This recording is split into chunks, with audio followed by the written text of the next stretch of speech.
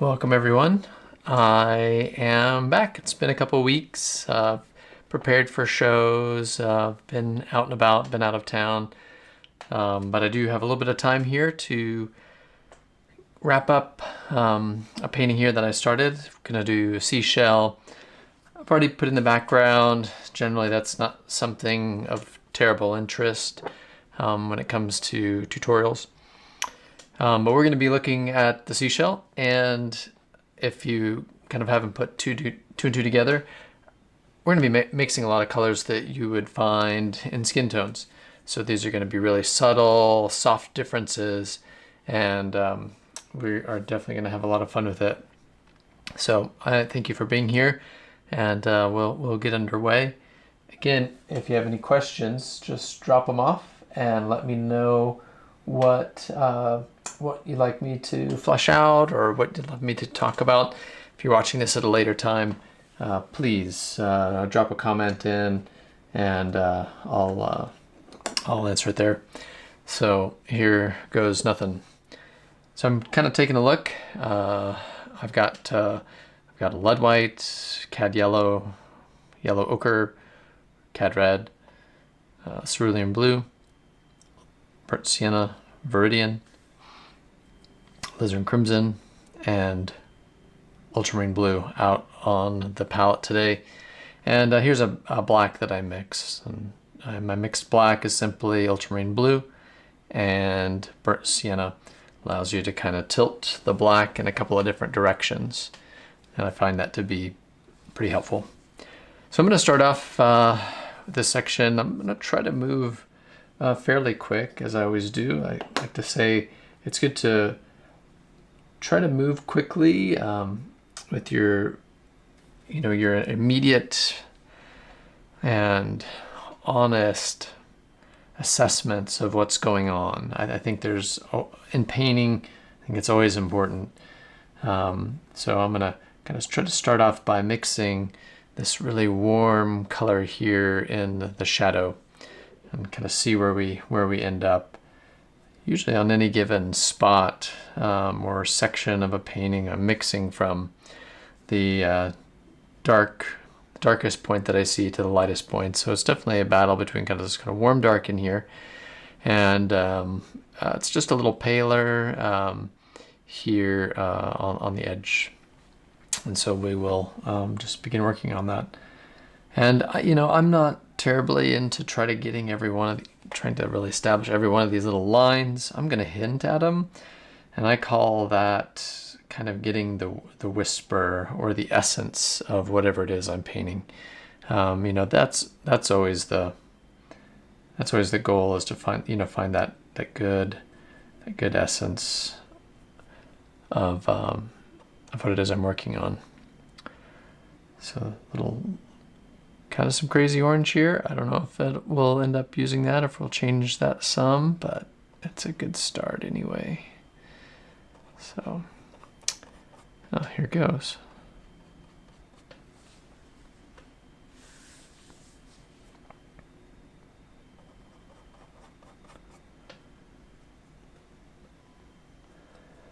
Trying to paint thickly, so I'm not really using much medium.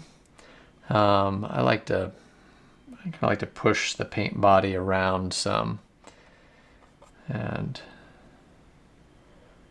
to establish some of these. There is some blue in here that I'm just not quite getting, and we may come back and soften that some. We'll see. But yeah, I just wanted to lay that in and just see what I could find. There is this kind of just deeper, a little bit of blue right here in the spot here. You can see in the source image. I've done a little bit of work, done a little better of kind of correcting the video color, so that's more representative of what I'm making. Still, you realize you're making your own painting, and so in some ways, it's only going to ever be so much like what you're working on, and it has to at some point be a painting, a standalone painting.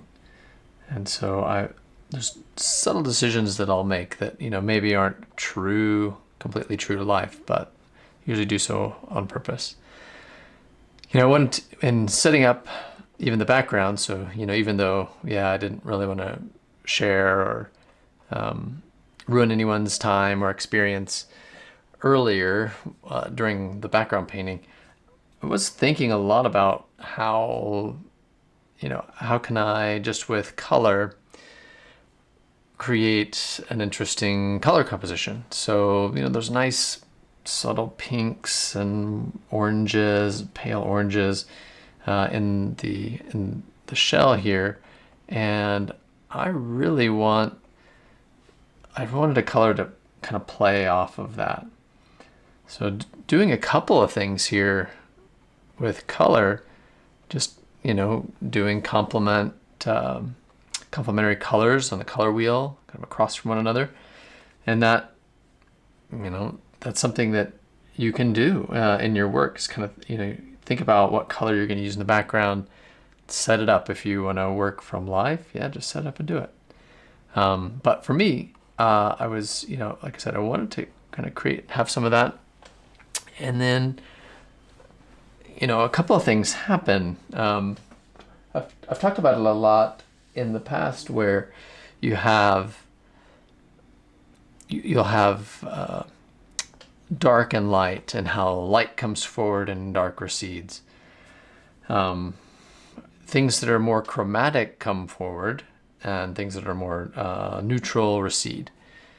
And the same thing happens with warm and cool colors. So making the shell warm will bring it forward against the cool background of the cloth that it's sitting upon. And you can do all of that really intentionally. So I'm going to break out another brush that I can make some lighter values with. So I'm going to just start dipping into the white here. I've got a little bit of just slightly orange, pale pink orange, and I can start to lay in some of that color, which is just so pretty, so subtle. I mean, I think that's what you want to get. You don't want to smack anyone in the face, but you want a nice, beautiful, pale pink orange. Be really nice for the painting. That kind of works into the shadow. I'm just taking the color that I mixed and I just slowly work it into the paint that I already have there. So it creates that nice soft transition. A lot of oil painting is just mixing into what's there, and the more you get used to that as a concept, the better off you'll be as a painter.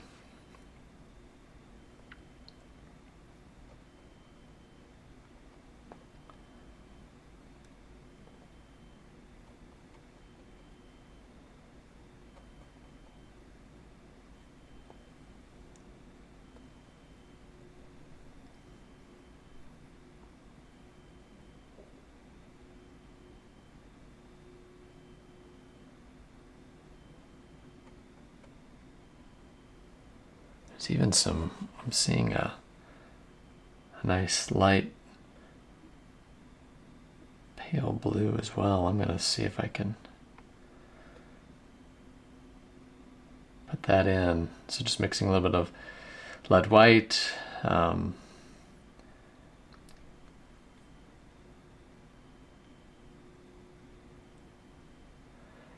The more tints we can do here of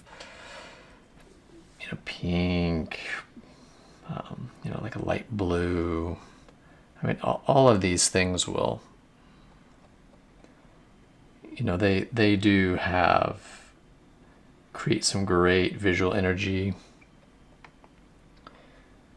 And, so here I'm just kind of get this a little pinker than I have it.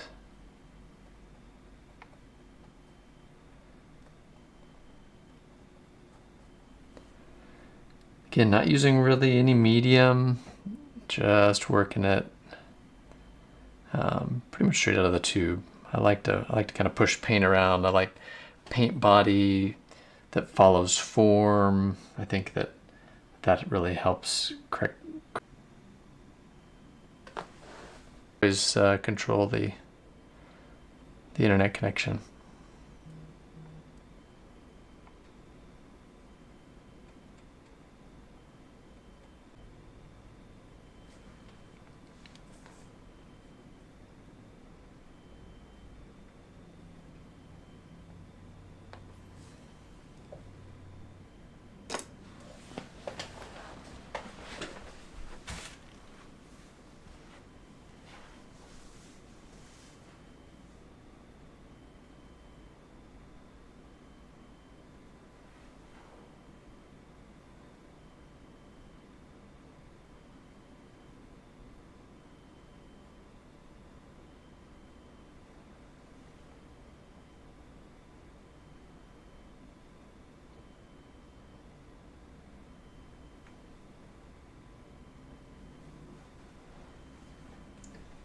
Showing really good connectivity, but it's also being a little strange, so I don't know.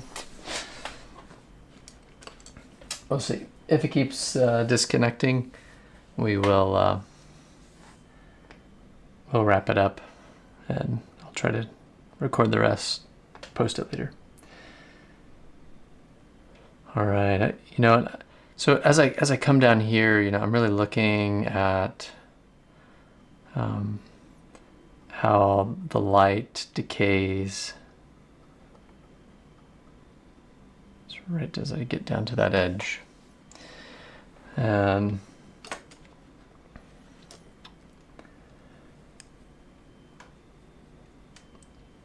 when you're painting, you become good at looking. And you can kind of pay attention to this edge, which is just a little darker. So I can pull some of that paint that I've already put down into this edge, which its own self, it has these little kind of highlights in it. And you can see I just added a few of those, but it changes the way that works, the way that edge works, and kind of ruffles it some. I didn't have to do much there, just barely dropped that in. And we'll clean up that edge later, because I certainly won't leave it like that.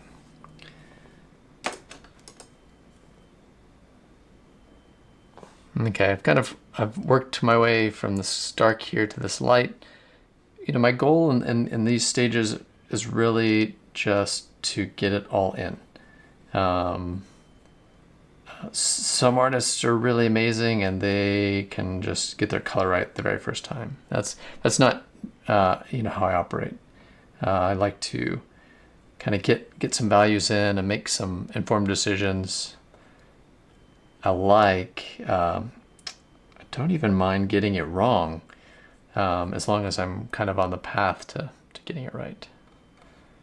So get these nice shadows here, which I may need to darken some. But and again, I kind of started here, what I figured was the darkest. So, I'm looking at these two colors right here and here. I'm just making a subtle comparison, and I'm saying, well, this is so much redder and more orange. This is much paler, much more neutral, and so it's a game of comparison, constant, subtle comparison.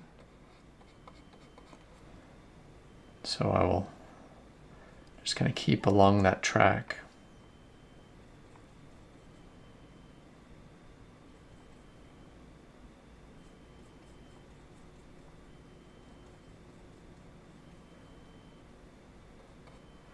Still not really using any medium, but at this point I'm feeling just a little bit like I need just a little bit, so I'll just dip into the medium here. Just give me a little more fluidity in what I'm working on now.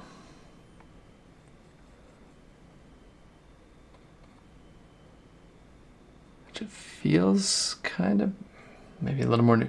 And this is such a subtle color to kind of pick out.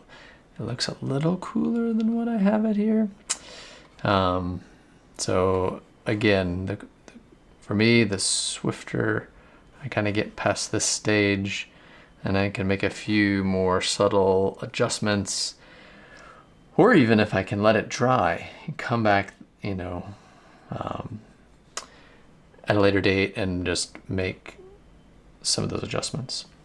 So I do see, it seems like that this shadow, as it comes up on the side, it kind of cools off as it hits this edge, because it's reflecting some of the fabric that it's resting upon. And so I'm gonna just take a little bit of that color I could already mixed for that background, just sitting over here. I'll just pull it into that shadow.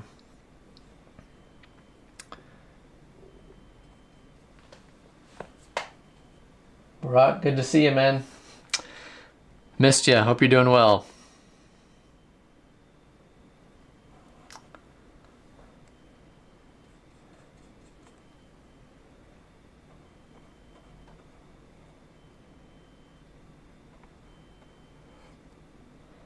And this is probably a little darker than I have it. Also, just good to know your tendencies. I tend to paint darker than things really are. Don't ask me why. And so sometimes I will purposefully just go slightly lighter than I think it is. And just knowing my own kind of weaknesses as a painter.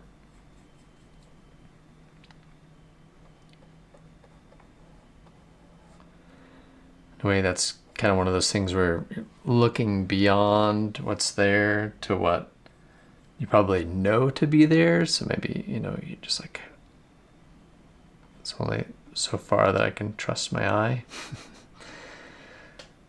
Sounds a little strange, but it's true.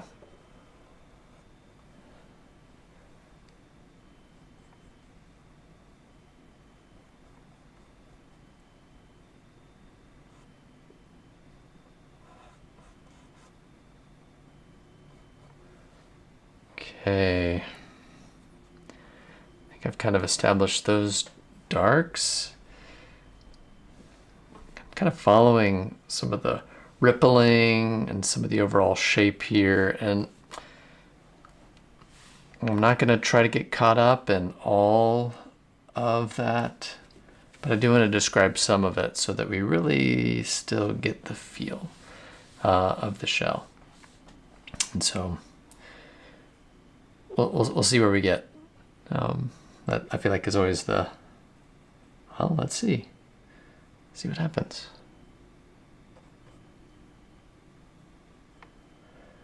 Mix a little bit of an orange for space in here. It's probably way more neon orange than I think. My palette really doesn't do that sort of color. It's, you know, it's much more of a subtle color palette.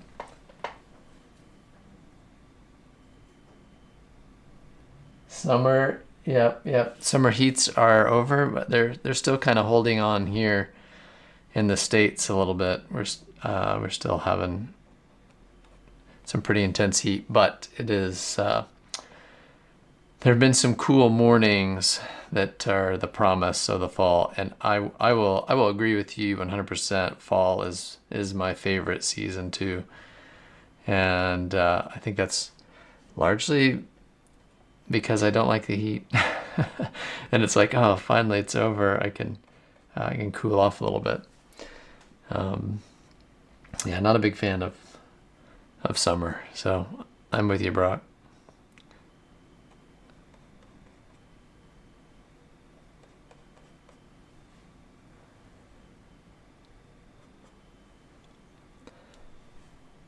So I'm trying to finish this up and another couple of little pieces for an an exhibition that is going on not this weekend but the next, and it's a local exhibition, and yeah, I wanted just a couple of pieces that will be new for people to see, and I still have a lot to do on my big commission, and we are going to be getting to that very soon. So be getting back into the figurative work here shortly. So you can get excited about that.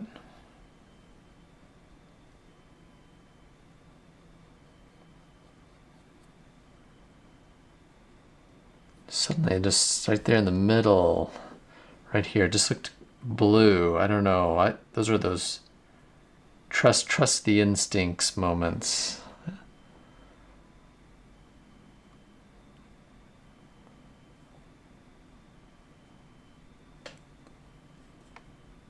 Don't worry, trusting the instinct moments definitely go wrong too. So they can go either way.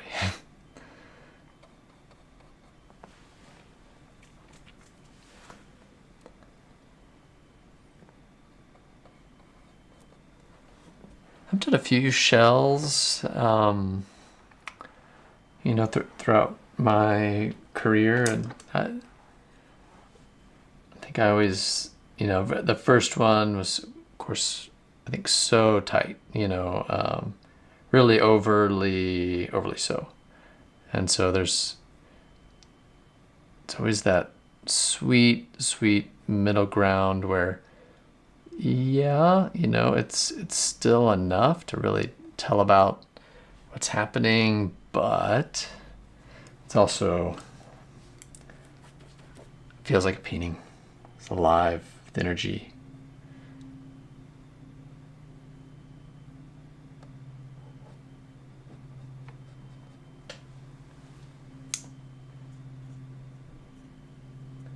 Hey, thanks, Brock. One thing I like about the smallest still life works is that, yes, they give me a break between, the real intense, big kind of grand paintings. You could say I get to let my hair down for a little bit, and just paint with a little less care, and I mean that in all the best ways, and just kind of have some fun.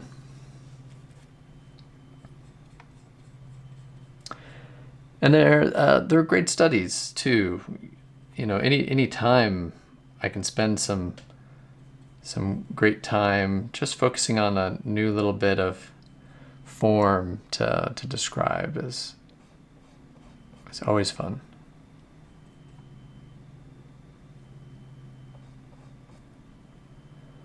Trying to get this color right on this edge here. Some of it's like in the background here, but then it is part of the shell down here.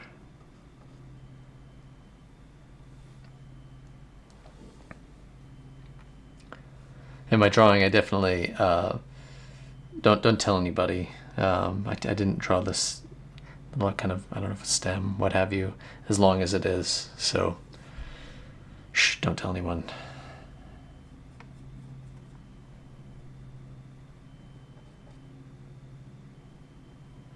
And if you bought this painting and you're watching the video later,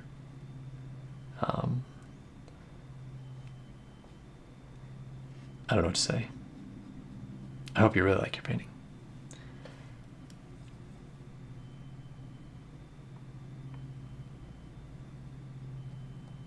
Yeah, it was fun. 2 weekends ago, well, no, I guess no, just last weekend. Gosh, time. I sold the little onion.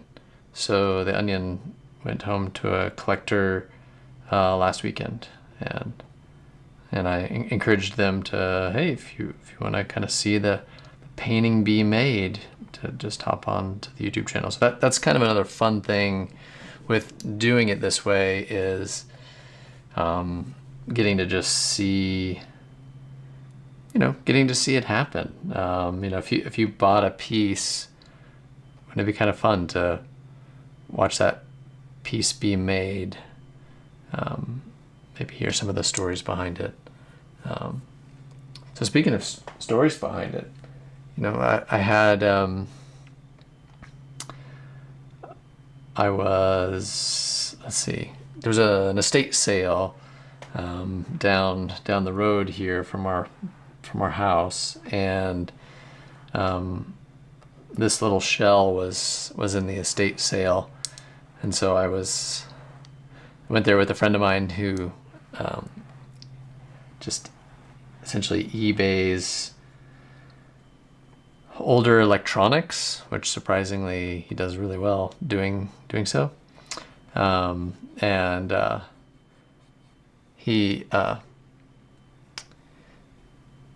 picked up a few things, and this was like lying there, and I think they had $1 on it or something, and so I picked it up, and as he was paying, and I was like, hey, could you just include this in the price of all the items that he's purchasing? I didn't really think they would, but they did.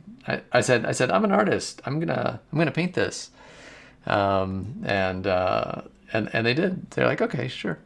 So who says Americans don't know how to haggle? And so that was a blast, and so here I am making it happen. Now it's just $2, so yeah, you could say it's not much.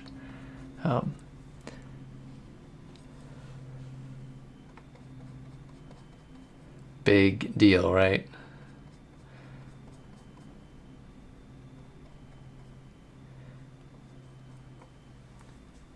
So my estate sale conch or conch depending on where you reside and how you like to say it.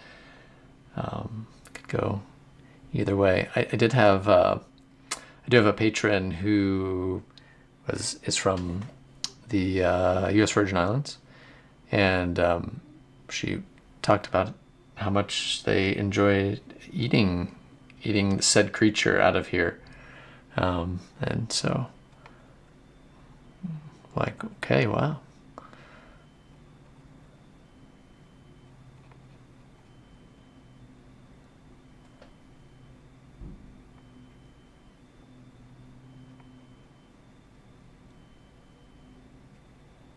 So, as I'm doing this, I'm just making slow, kind of methodical choices. So if I decide on, what color I think that is, I'm gonna then judge that off of the next area that I work on, and mix a little different of a color to put in, but then kind of work back into that area. And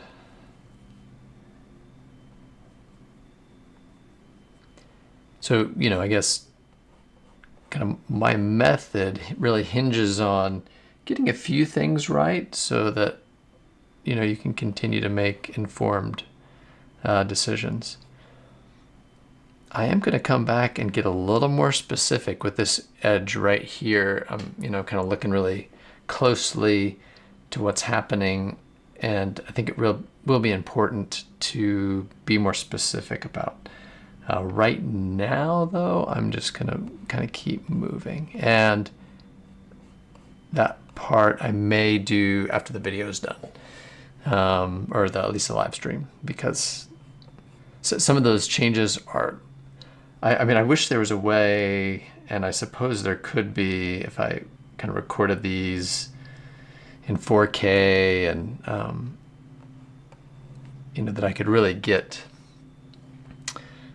some of the things that I'm talking about shown, because those are like the little bits that really make a painting those like important parts, because a lot of painting is like choosing between what is really important here and what isn't. And those are always, those sort of decisions are really interesting.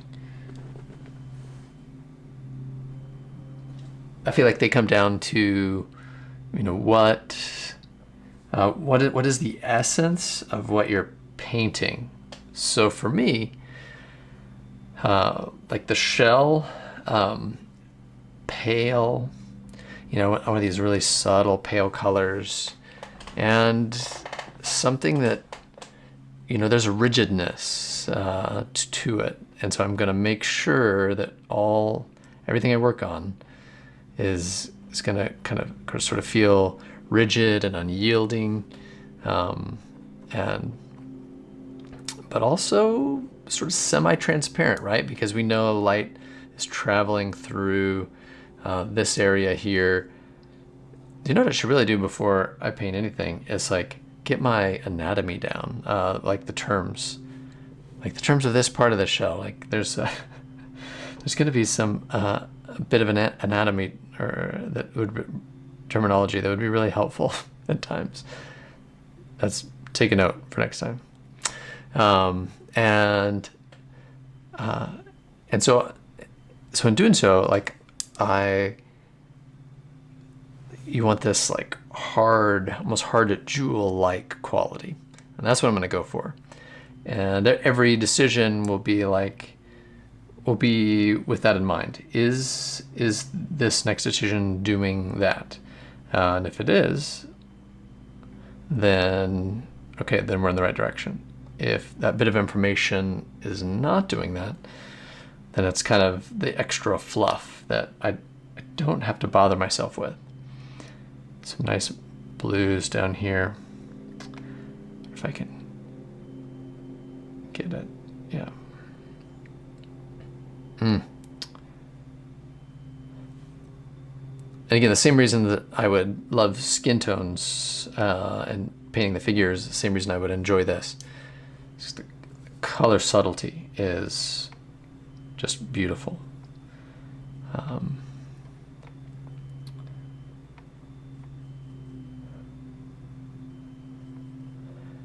You know, this area that's not quite in the light, it's sort of half in, half out. It's these just pale, you know, you would think sort of boring, you know, edges here, but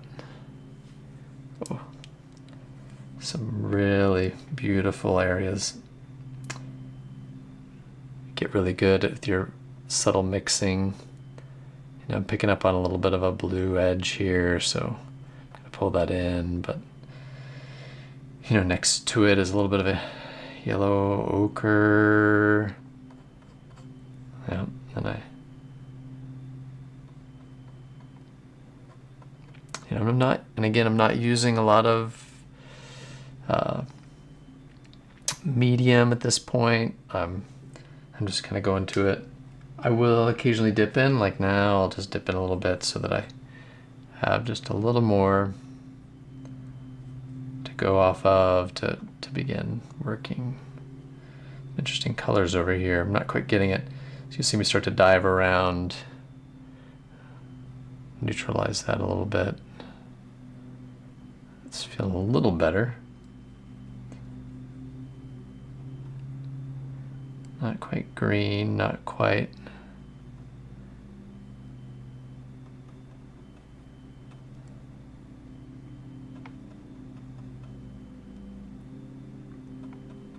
And then, you know, to just look at, for instance, this area to this tip here, and, you know, then it's like really warm right here, and warm and orange as we get up to the top of this. But it's not that way down here, right? It's very kind of cool and neutral. So when I'm working on something, I'm just I'm following that. So it's like working my way from the shadow up to this edge.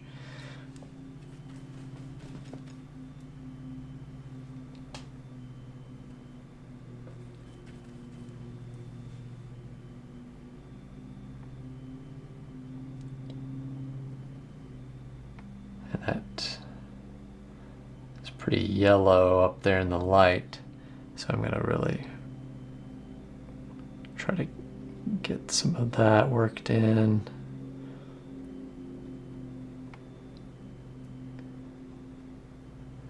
A little bit of it down there. And then it's interesting, the peak of this one then is kind of blue and lighter. It's not as nearly as warm. So, you know, I made a call on this. I said, okay, this is kind of a really light, yellowy orange, you know, up here. But it kind of quickly drops off after that.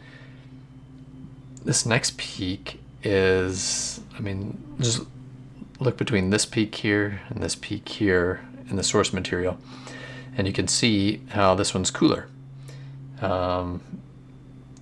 You know, you'd say, because wouldn't you say, oh, I'll just use that same color here? Well, it's just slightly different, so we want to pay attention to that. Yeah, I mean, it still has some of those things going on, but this is where we can be informed by the things that we're seeing and working from. But then when it gets up here, it looks a little warmer again. Warmer like across here.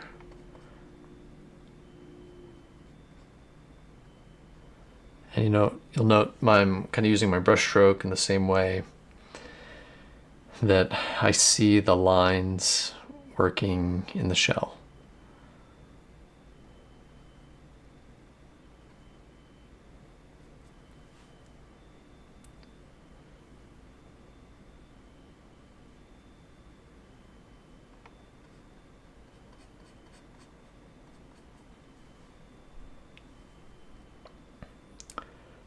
You know, in some of these areas are going to be really smooth, and we'll kind of make them really buttery, and then we'll, on other areas, we'll work a little more rigid and hard, some of those edges.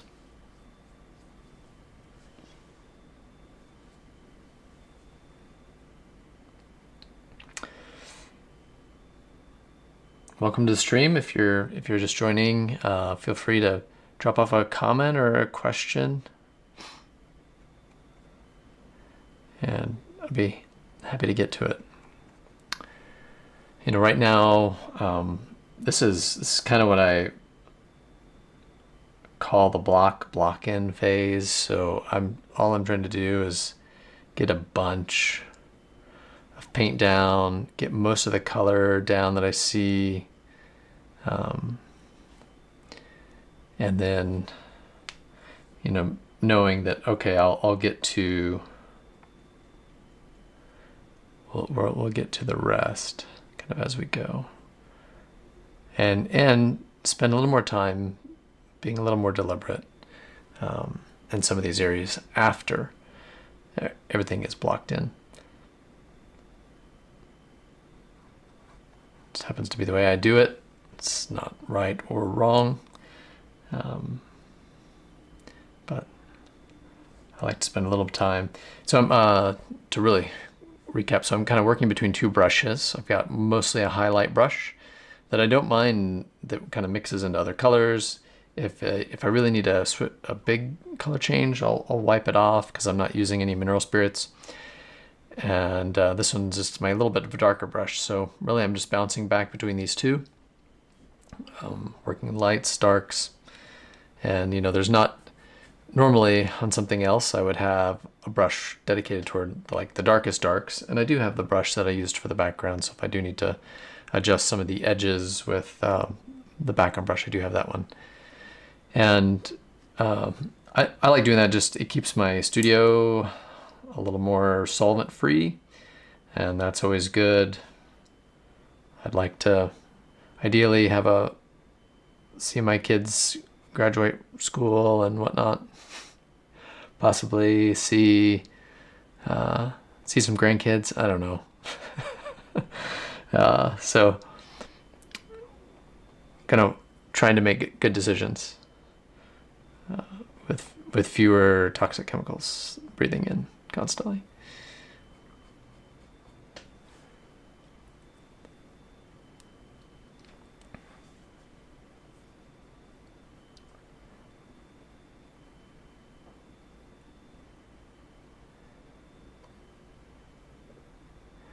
So right now there's, if you could see my head, it's like going back and forth, really swift. And trying to decide, how accurate is the color I'm putting down. And which I can't wait to share this, which we're gonna do sometime probably in the coming month. I download a program called EVWIII, and we'll be doing some. My head is moving, but you might kind of pick up a little bit of like, oh, this is how much he's truly looking at what he's doing, and how much he's looking at the source material. And I can remember my instructor, my painting instructor, talking about how important it was to, basically overall, you should almost be looking at the source material more than the painting. So, kind of not getting caught up in, yeah, you might need to kind of see where you're putting a brush down, but not getting too caught up in where things are going, as much as just, trusting that, the arm, your hand, is that perfect extension of what you're seeing. And that's this probably sounds kind of mystical, and I suppose it was.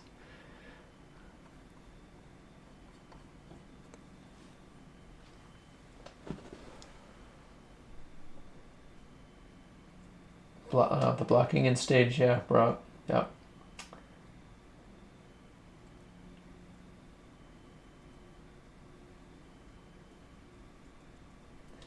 Yeah, I like moving at that pace too, Brock. That's it. Just for some reason,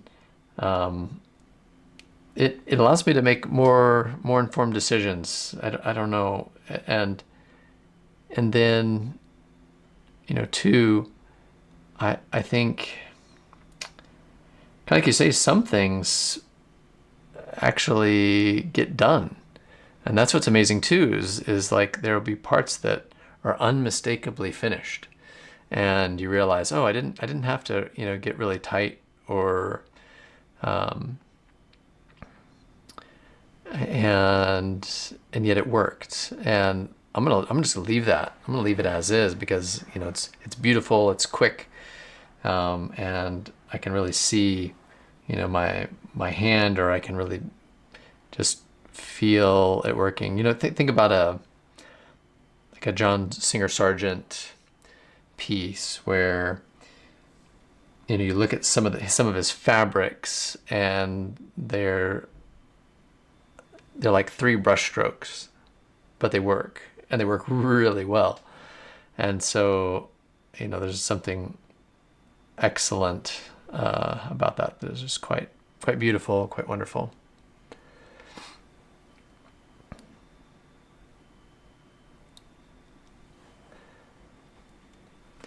And I wish I had more, say, oh, well, mix this color, and then you get this color, and then you can paint a shell. If you watched my tutorials, I never really have that sort of a thing. So, but I am, mixing these colors up here. So, so let's just look at these warm colors here, up here.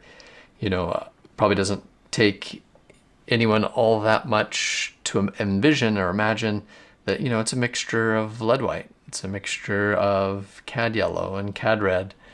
And there's a lot more subtlety there, but for simplicity's sake, that's sort of all it is. And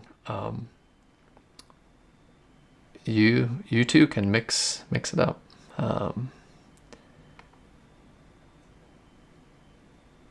And again, well, the blocking in stage is great, because in that respect, I've got a color down that I can kind of quickly look back and forth and see what's happening, and say, oh, you know what, I made that much too orange, and there's a strange kind of subtle blue thing happening there, and I need to pay attention to that. And so that's going to happen on this next layer. You can kind of see it's kind of like pale green blue coming up. I'm just going to kind of get this light edge down as it works its way around.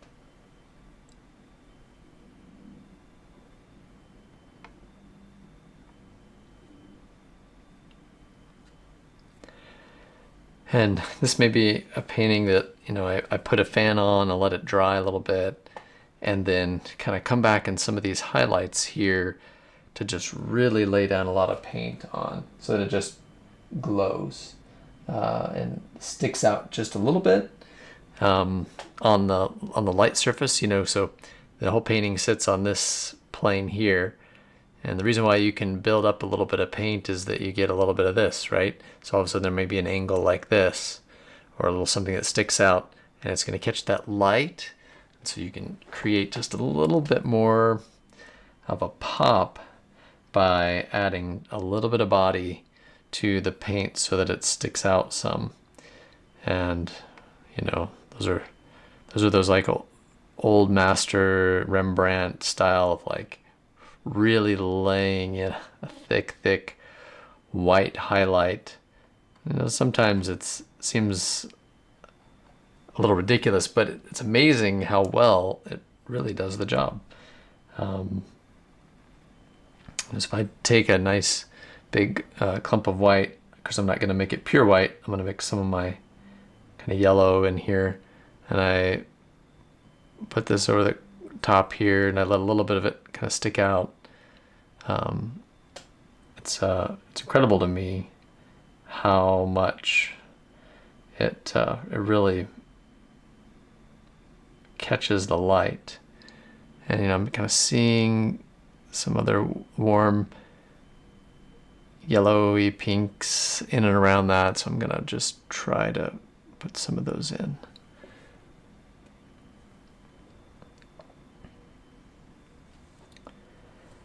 And then also pay attention to this kind of in between dark color that goes in here. There is a little lighter edge here. I don't know how much I really want that to be. This is a little bluer down here. You know, even just this one little shape. You know, I'm kind of looking at how white it is toward the tip. How we get a little more of a pale, cooler color here. How it gets to this ridge here where it's a little orange, a little more orange. And yeah.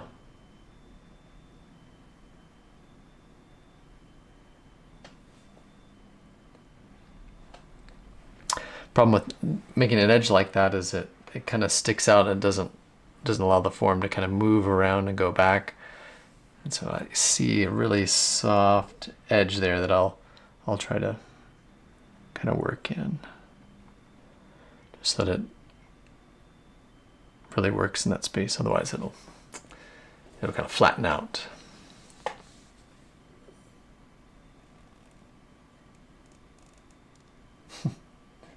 Three-headed demon, wow. Yeah. I didn't want people to see my unfinished block didn't work. Yeah. You know, don't want that early judgment. I get that. Yeah. It's yeah, the whole work in progress thing.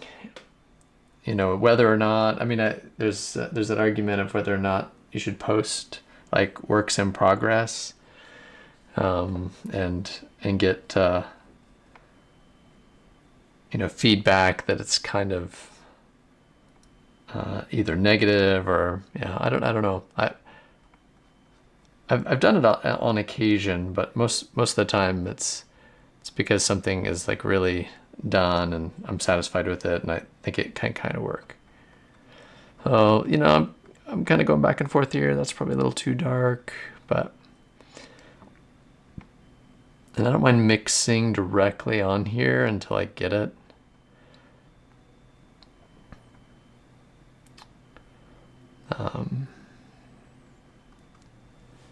You know, that seems a little dead there by itself.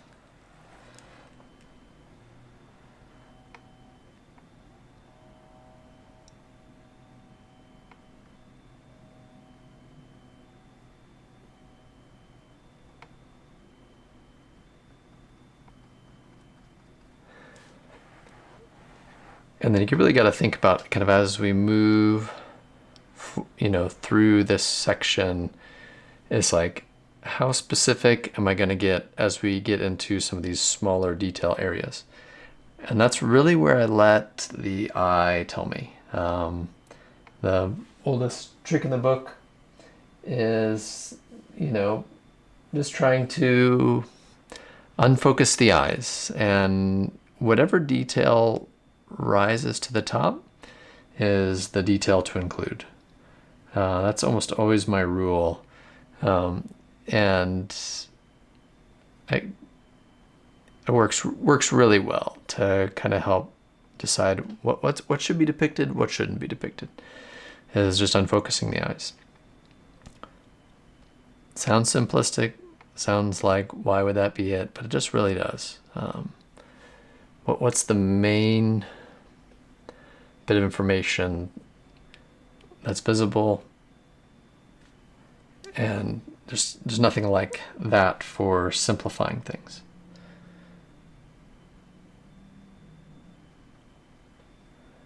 It's a really interesting phenomenon. And I think this is kind of comes down to some of that capturing the essence. So I'm looking at this edge here, and every time I look at this edge, it's kind of warm and orange in each one of these tiers as they go up. And so I'm gonna try to get some of that in there. You know, and really that's probably just the light kind of bouncing around in there. And I know too, it'll be really fun if that is kind of set up against some of these greens. That'll create some of that good,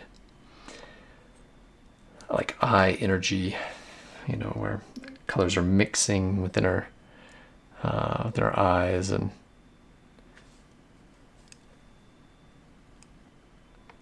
our mind finishes the painting for the painter, which is nice. Saves me a lot of work. There's a insert laugh track right there.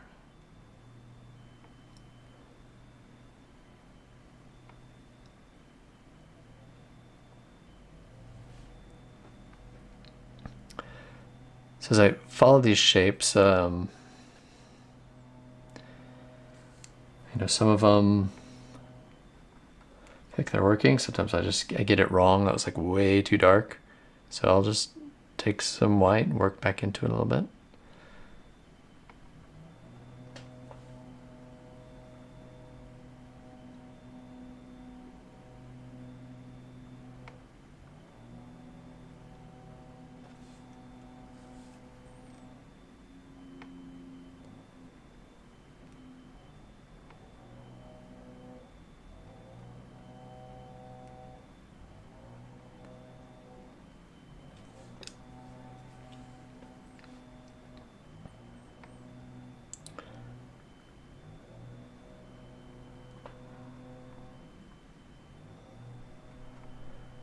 Got a pretty good mess going here and around the pile of lead white. We'll see when I kind of work back through this.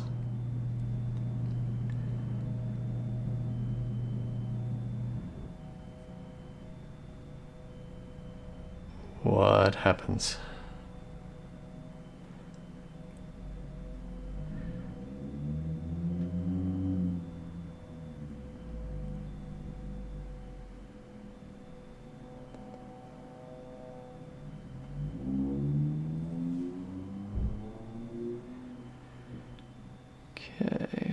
Move on to the next tier.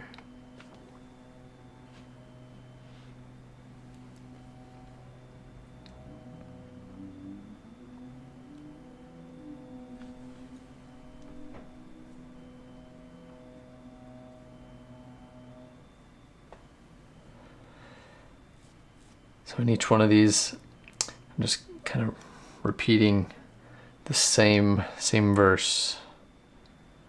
You know, seeing a little bit of a darker edge there, a little bit of a darker edge here. You know, watching that go up and around.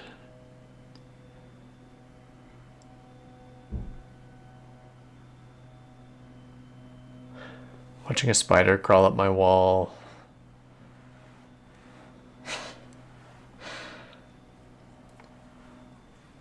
Been sent to try to distract me. Maybe he'll find a home in some corner.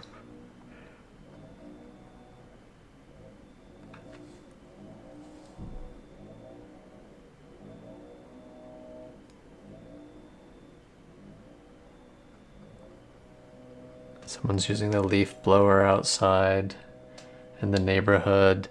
It's just some of the beautiful and wonderful things that are happening.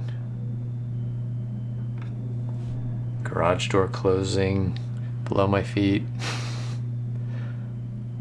Every home studio is on top of the garage, right?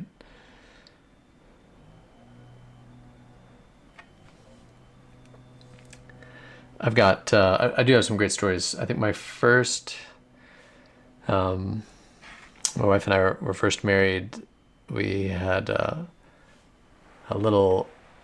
very small apartment, practically a studio apartment, as they say here in the States.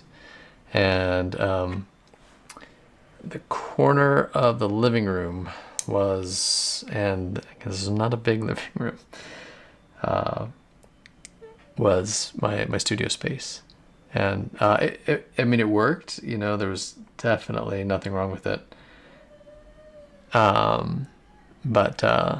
But it was definitely really tight, and so kind of every place we've lived since then afforded myself a little more room into, you know, for me to just have some creative space. So it used to be in the corner of the living room. Never escaped it. So Brock, to your point earlier, there was no closing the door or hiding it away, because you were always, you know, anyone came over, they saw it all and all the stages, and no matter what it was, no matter what it looked like. And yeah. So each of these little, you know, I guess barbs, I don't know what to call these little projections here coming off the shell. You know, there's a lot of linear elements in them, and I'm not really going to try to battle that out. I just don't know that is going to be necessary. But this pretty much abstracts up here into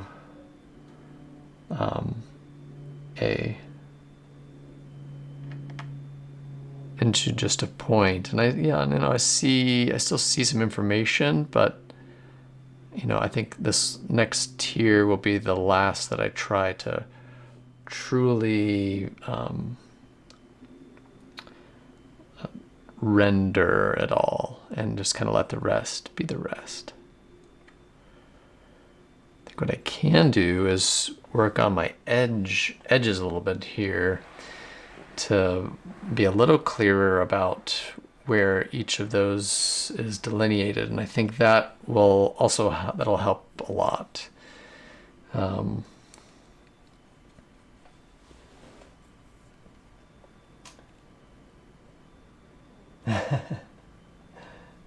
Nice. I'm glad you have some excitement going on at your place too, Brock. Cups for catching spiders. That's good. Well, this one's just kind of sitting up on the wall up there, but he can't watch me paint. He's just kind of hanging out, licking on the backside. So hope he's enjoying himself.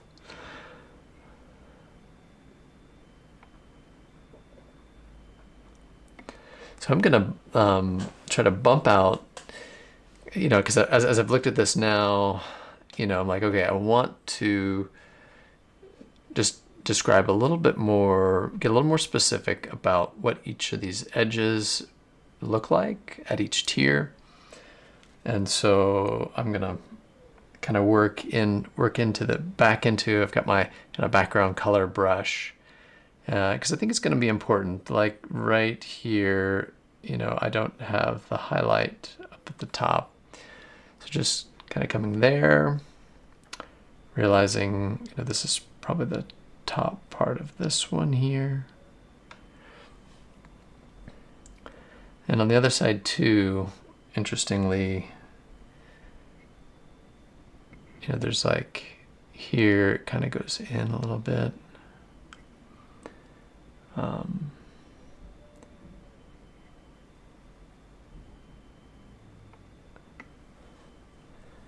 And just to give those a little more energy, and it does really round out there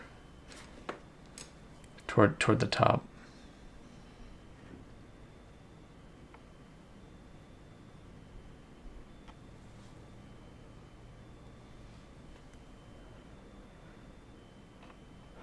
Okay. This does, you know, pretty close to just kind of saying, all right, I think we're just about there with all the information I'm probably going to get.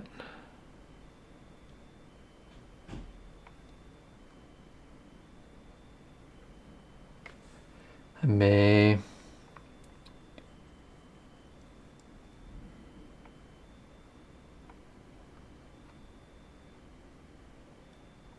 create one more break here.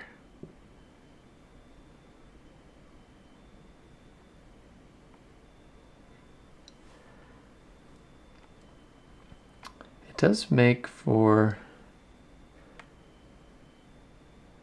I see this little edge here, seems like it turns slightly bluer. There's a little curve to it.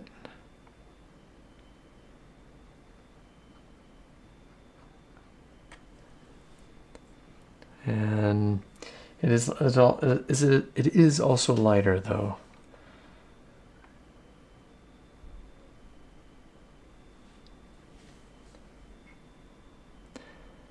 Okay, so now I'm going to switch back and I'm going to kind of go back over things a little bit and just see what needs some help.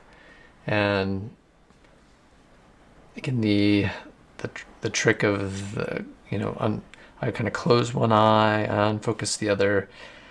I can tell, you know, with the shell, yeah, there's going to be a few drawing things that are going to be important to get, but I don't see that I've drawn anything that looks so bad or weird out of place that we would make ourselves question, make the viewer question, is this a real shell? But if I, you know, finish this block in point, you know, now I'm going to ask myself, all right, where are the most important areas that I need to get? So immediately what I see when I unfocus my eyes looking from the shell to my source material is, you know, this shadow is darker. And I kind of knew that putting it in, but I was thinking, oh, it might not be bad, but I think it does need just a little deepening. And so I'm going to keep bringing it just a little darker. I'm going to mix some burnt sienna and cerulean, which makes kind of a weird kind of green gray, and kind of see where that takes us. Yeah, not quite enough. Might need some alizarin in here because it is looking a little warm and a little blue. Yep, I like that. I'm gonna use some more of that to darken this section. And this edge here.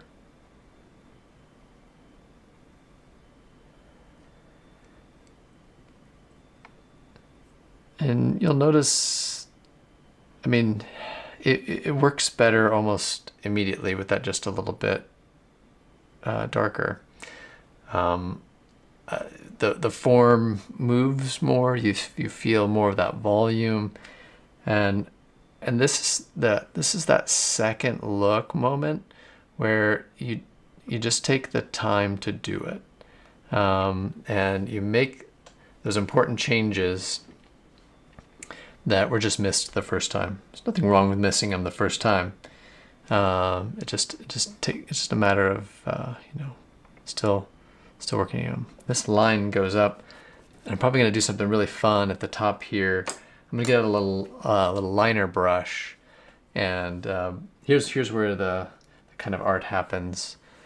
So I see right on the edge of this little barb, just something that's kind of bluish. I'm gonna take a little bit of my kind of background blue and just put it on the edge.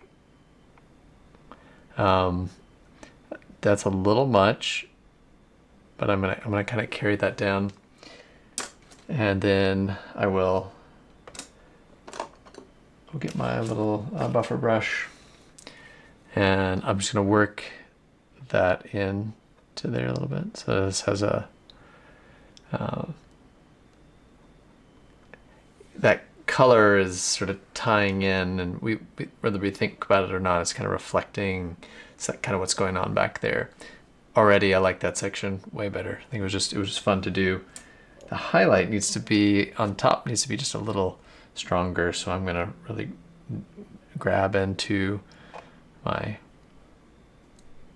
white here, but also, you know, there's a lot of mixing going on right here. That's largely, you know, this pale pink, pale orange, and I'll just get a little more of that there. Then some of that yellow comes more across here.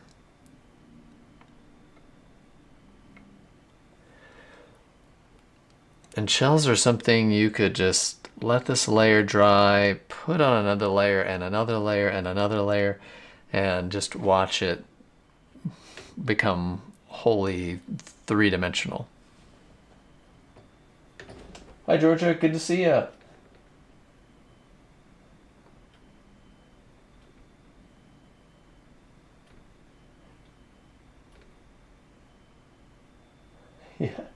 Yeah, flies and mosquitoes. You're right. You gotta keep them at bay.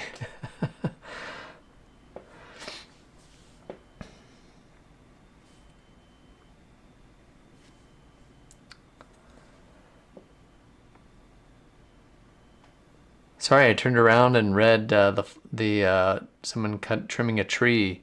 I thought that was from Barack. So sorry I missed that. But glad to have you. Thanks for being here.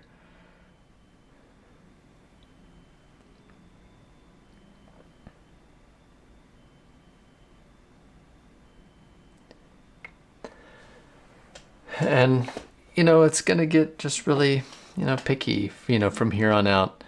And, you know, this is like, so I've just, I don't know, let's see how long of the stream going. Okay, stream's going on for a little over an hour now. So that block in took about an hour. And now, you know, I will just start using the just compare method, where I look into the source material, look back at my painting, unfocus my eyes, kind of like I talked, and just continue to make the changes that I see needing made. I'm gonna carry this dark up into this point right here. There's an interesting a reflected light thing happening here, so I want to make sure that I get that part nice and dark. You know, but I can use that brush to kind of begin working into this area, softening it some if I want. You know, it looks like there's a little bit of a color change into here. And, we can take that as far as we want. Looks like it turns kind of warm and orange as it drops down into here. Source material is telling me, and say, okay, well, I'm going to work into this and just see where we end up. So I'm going to get a little more specific about some of these ridges, and again, not to do too much.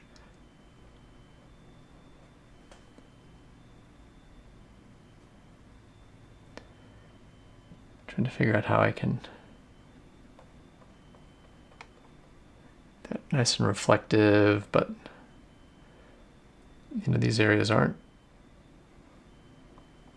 all that much different, but there is some difference, and I want to make sure that this is separate from kind of from what I'm working on, or this section here is separate from this one.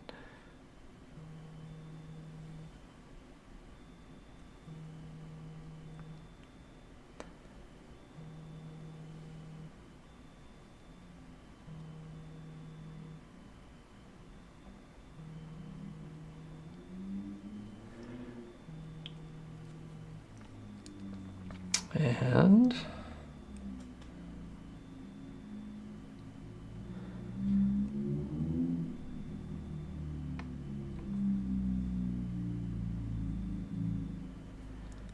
going to work back in here.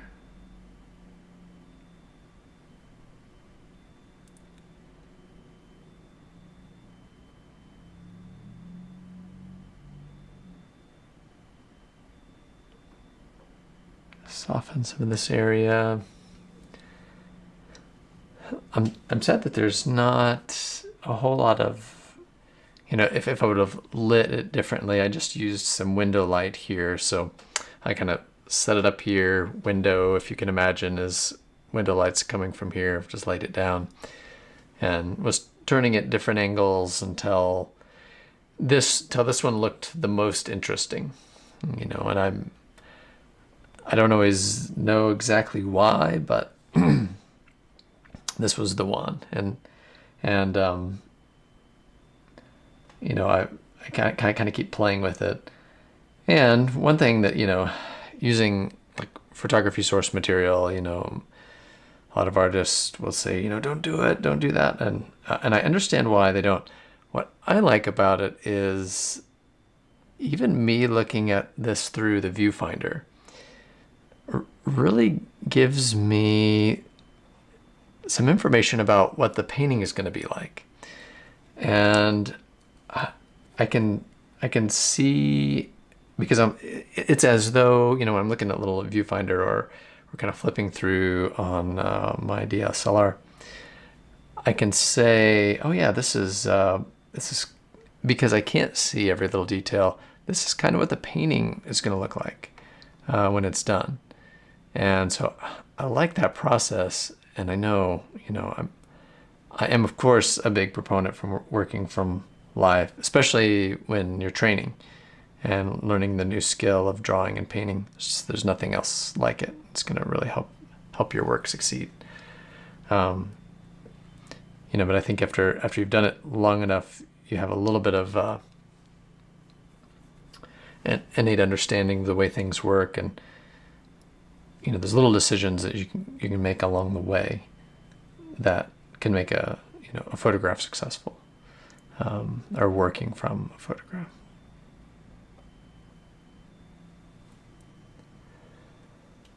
Okay, liking how it's going, but it's still kind of a far cry from done.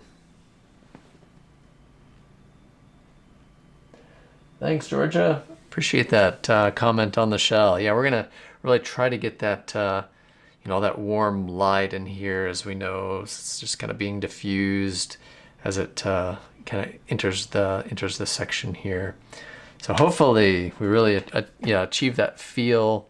And I promise I didn't intentionally choose the background color to invoke the sea, but I think maybe it was unintentional and subconscious, but it's just kind of how it worked out. Really, to piggyback what I talked about when I first got started, I picked it more because I wanted the sort of green, blue, orange, pink, complementary color thing happening. And that's just pure kind of color theory and thinking, oh, well, these colors just look good together. There's, so making that decision was my reasoning. But now the more time I spend with it, kind of feels a little more like, oh, you pick that because it looks like the sea. I was like, oh, well, maybe I did.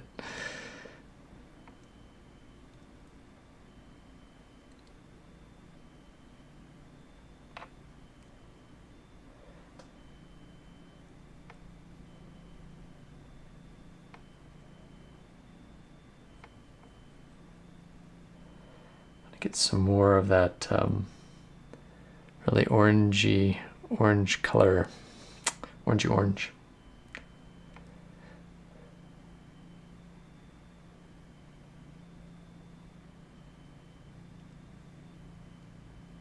But it does toward the edge here get nice and light.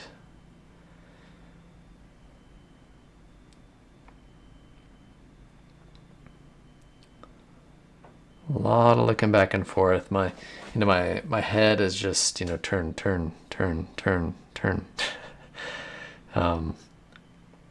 Almost as though kind of superimposing, what I'm looking at on top of what I just saw, so that I can get a good idea of what's happening.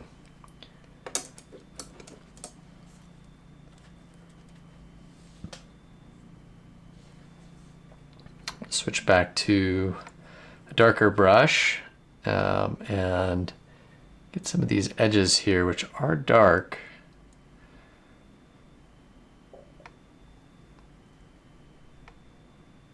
I'm just going to pull that edge in from that shadow.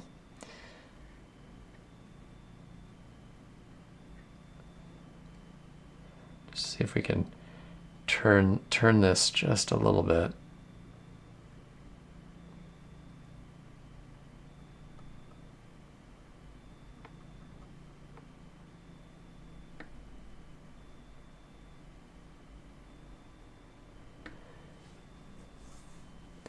There are some ridges in here that, even when my eye is unfocused, I still see. And so, I will try to include them. So like through here.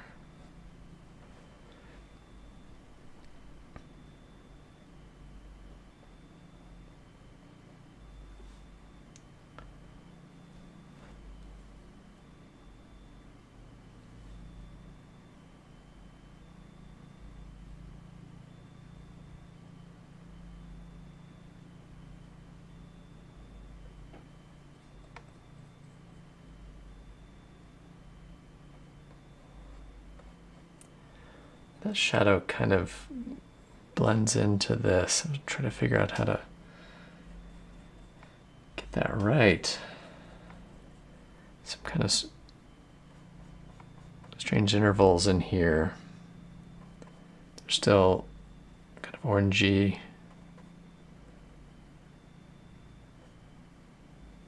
Orangey red. But then I immediately mix a little bit of a purple here. But then this looks a little cooler, kind of greenish here. I don't know.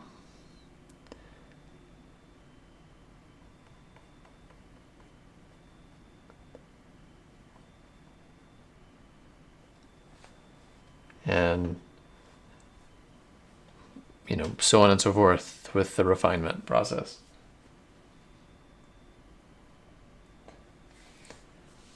Thanks again for the good word, George. I appreciate it.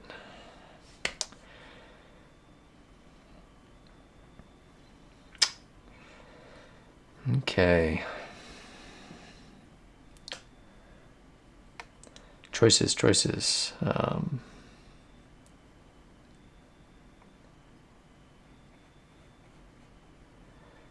Edge. Sometimes these edges just kind of get missed in my block. The one thing about the blocking in is some of the edges just tend to get lost. Just lost my light, my easel light.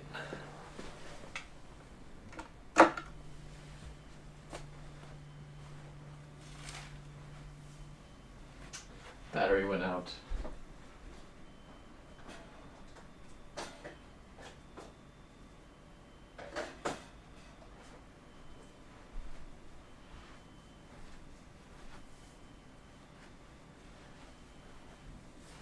Reload. Dim the light a little bit. Yeah, that's something you didn't know. I work from, there's a little easel lamp above here. It's really nice. Gives me just a little bit of light, but the north window off to the left here really creates the most consistent light throughout the day. And find it immensely helpful. A big fan of the north light for painting.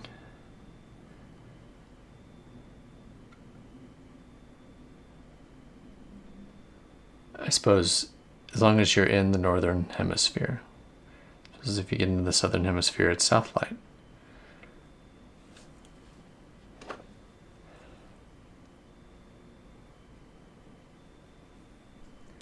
It's just a really nice diffused light throughout the day. The light never enters the studio, but just kind of goes across the sky in its course, and it just comes through the window nicely.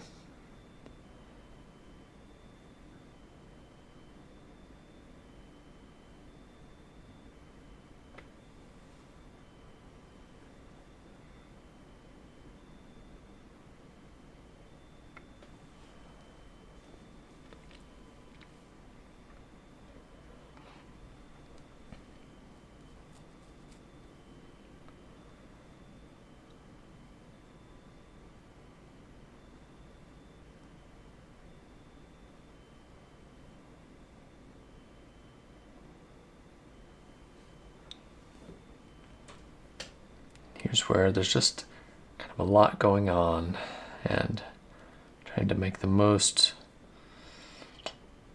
informed decision I can throughout this area, but it's a tough spot. Kind of right in here, there's a lot of ridging that's happening. It mostly gets lost when I unfocus my eyes, but at the same time,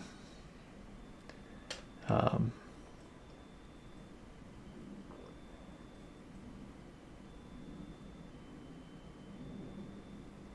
want to get enough of the right information. That's always the key. The right information, not all the information, the right information.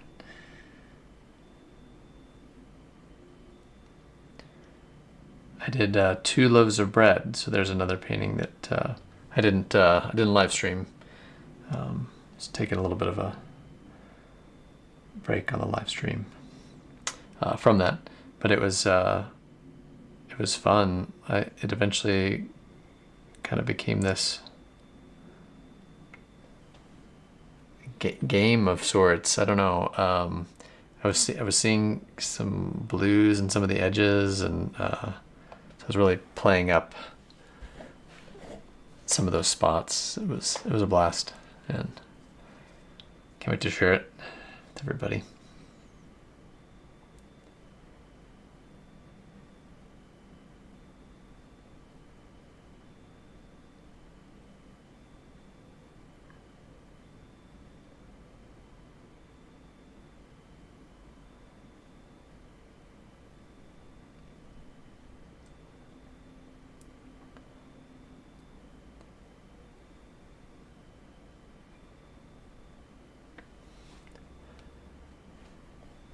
Yeah, when I get into these, like, get into these areas, I can't help but just kind of go a little quiet, and I'm just all the refinement is just ongoing, and I'm hopping around from one place to the next, kind of wherever I'm feeling that pull. And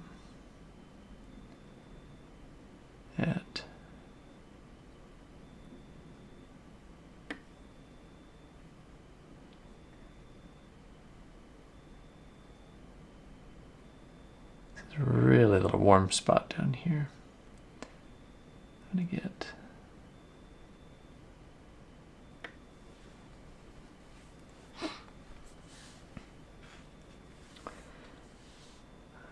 just following the color, what's happening there, and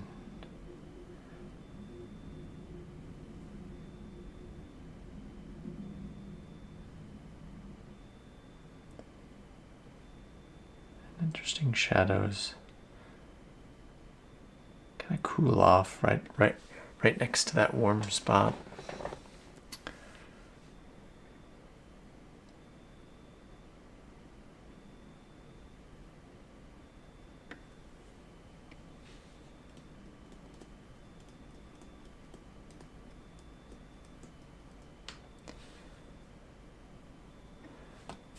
Guess we could spend a little bit of time on refining this edge, although there's a lot to be refined, mind you.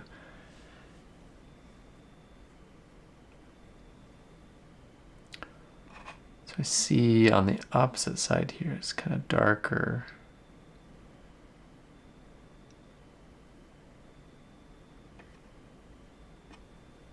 Point. Maybe a little cooler than I have it here.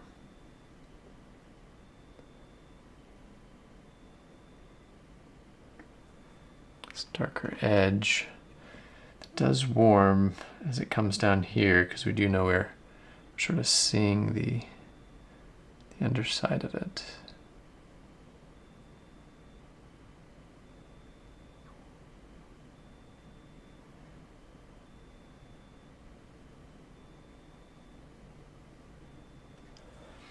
Another thing I really like about working on the smaller still lives that I can kind of hammer out in a day are, it's just nice that the paint is wet everywhere, including the background. I can just kind of work directly into that layer. On the bigger figurative works, it just I can't finish it quick enough, or I don't put enough stand oil or all those sorts of things to extend drying, which I don't mind. I don't mind that it takes a little longer.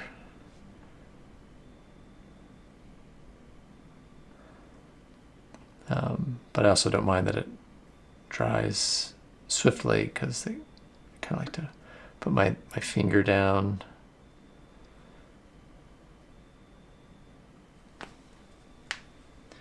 So in this really sharp edge, I'm gonna again soften it with like this cerulean blue, and when I look at the edge, I feel like I see kind of a cooler.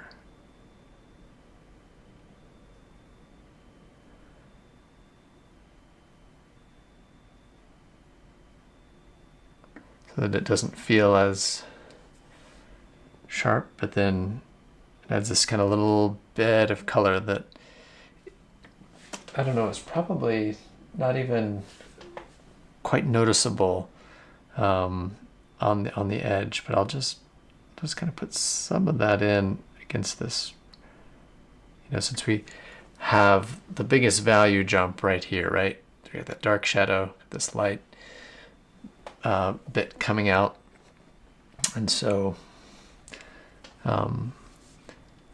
to leave those against one another, this is again not a hard and fast rule, but to soften it with something, I think is a great idea. So I'm just taking pure cerulean, and I'm just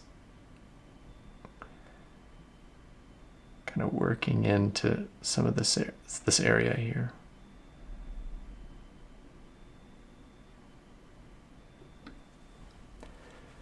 And if you could see it here, you would see this like almost bluish glow that's happening on that really white edge.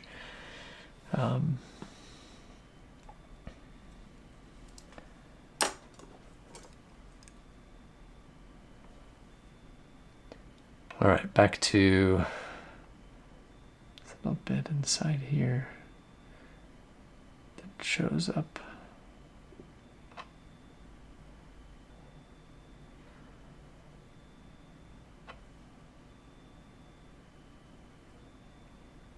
This yellow here.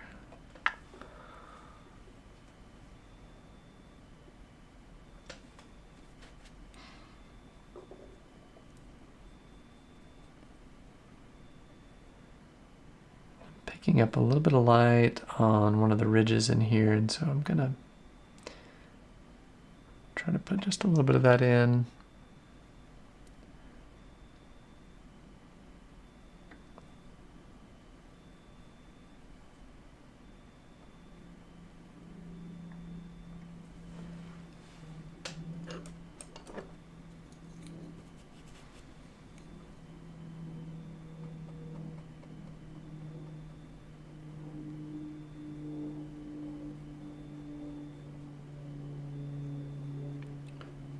Get up my buffer and just soften that area just a little bit.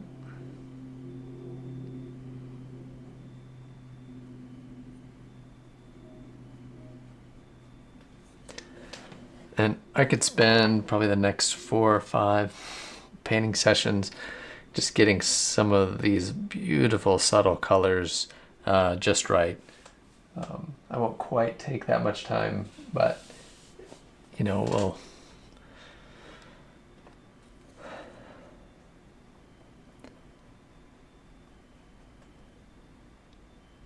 but there are a lot of nice things happening in here, and maybe that's, you know, part of it, just, you know, falling in love with what you're working on, and just really appreciating some of those natural beauty that's present.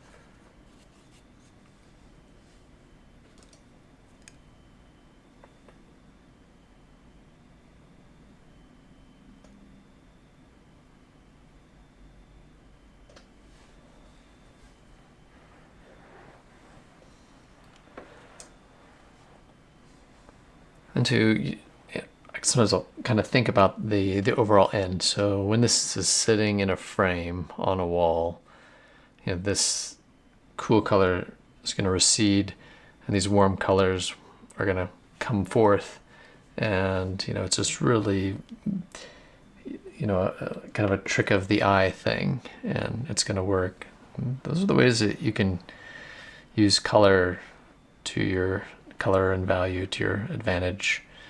It's lighter than what's around it, it's warmer than what's around it, and those are two things that, you know, will allow it to come forward. Now, the thing that doesn't have going for it is, you know, this color of blue is much more chromatic than this, and so that's the opposite thing. So there's going to be a little bit of tension there, which I think can make a good piece. And so those are all the, I've got 2 of the 3 to create some nice kind of spatial sense. Yeah, definitely use those to your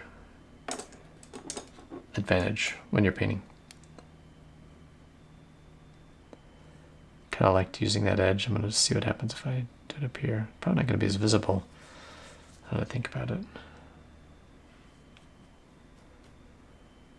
I just ask myself what I see. See kind of a light blue.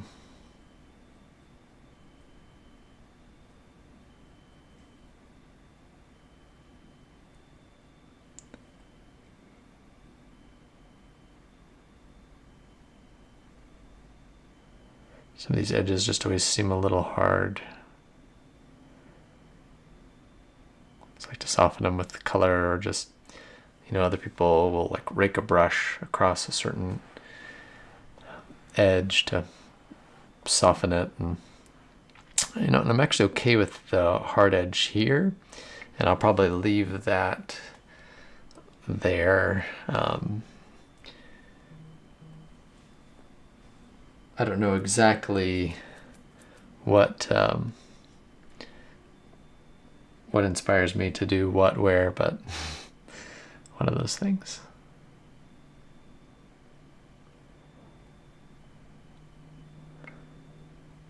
So right now, edge is kind of the most important thing to just wrestle with.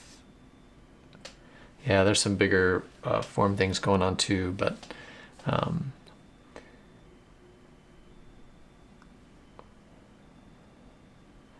this kind of refining stage.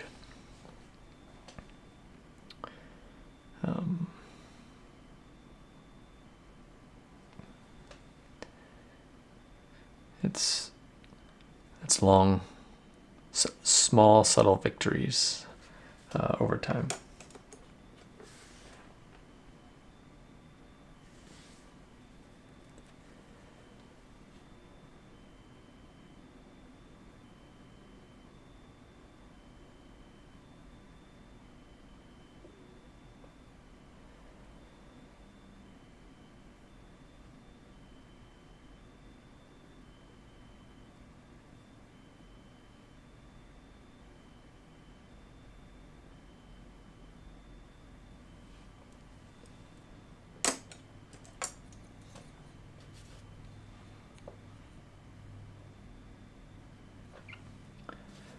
And I might just drag this paint around here and see if I can create some of the ridges without creating them.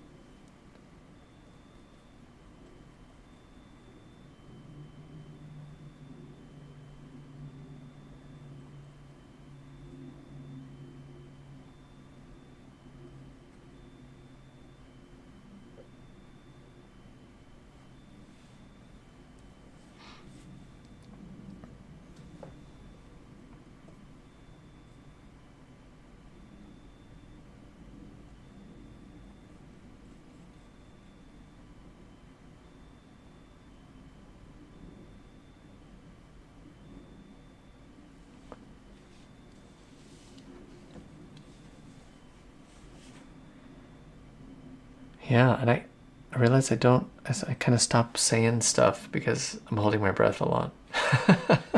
this is like constantly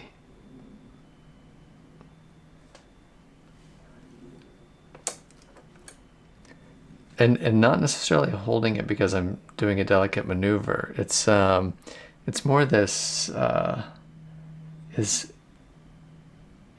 is this solution that I think I have for this spot, is it going to work? And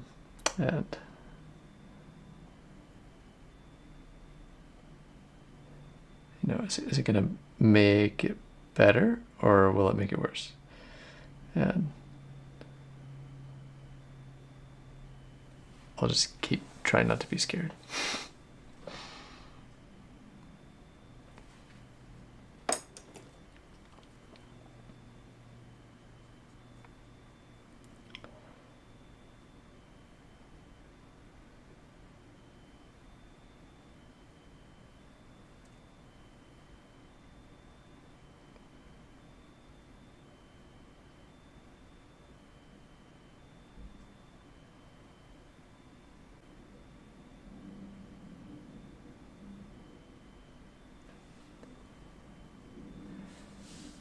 Okay, it's just bothered me a little bit is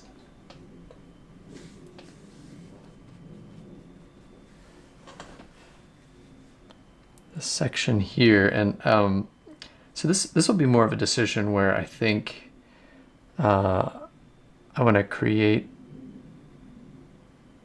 something a little more rounded here, even though I don't necessarily see it. But that I think it'll help.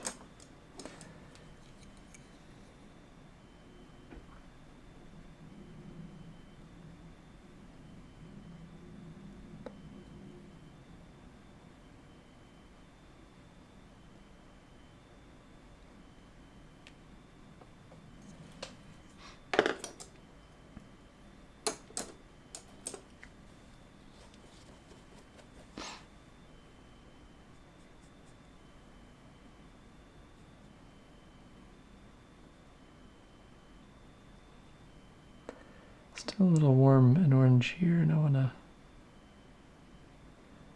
carry that down. Yeah, that helped. It's so strange. Certain areas that I don't like almost always need a little something else that I just haven't quite got. Now that feeling a lot better about it. You know, it's painting is so weirdly frustrating in that way.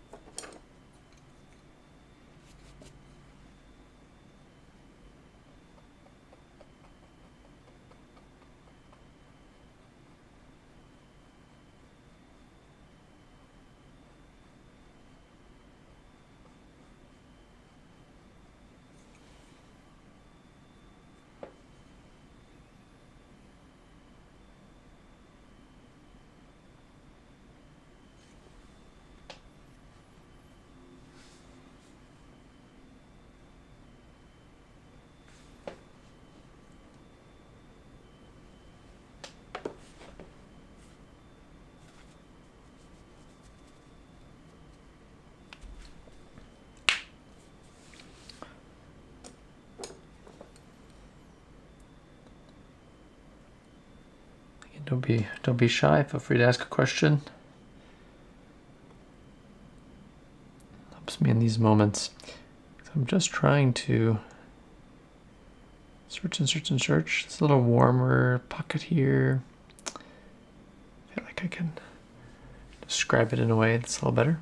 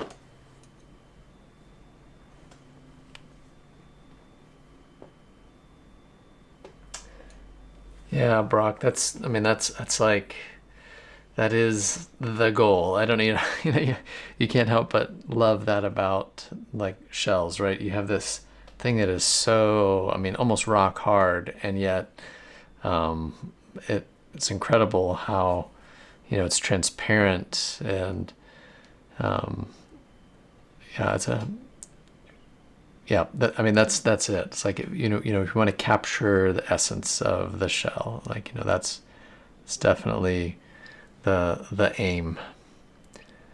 And thanks for mentioning that. Lets me know I'm on the right track.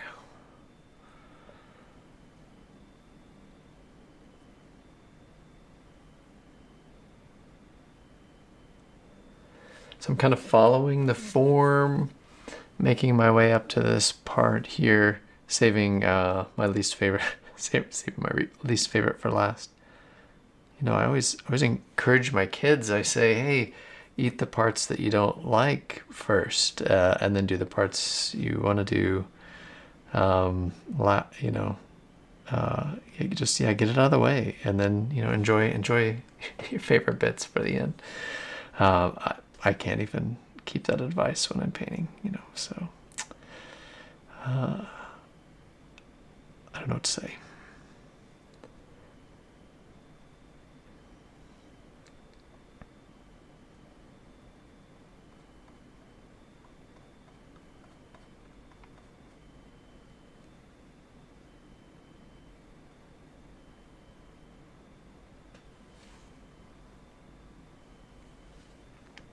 Can't even take my own advice.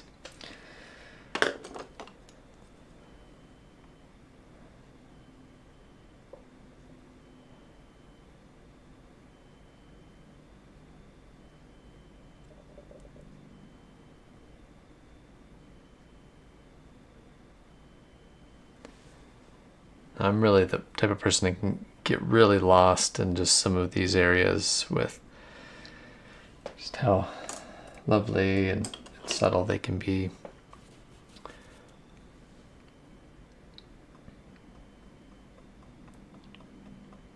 See if I can pull some of this shadow into this edge a little bit.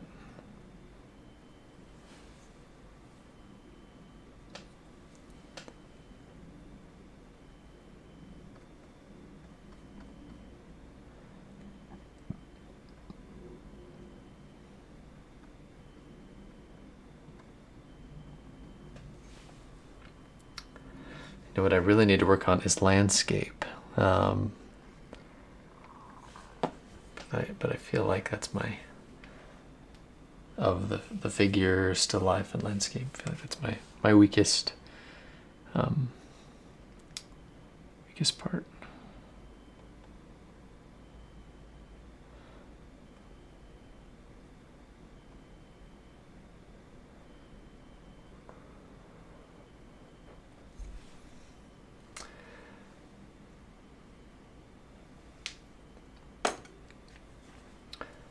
All right, let's see. Now's a good time for the mirror. I haven't gotten out the mirror yet.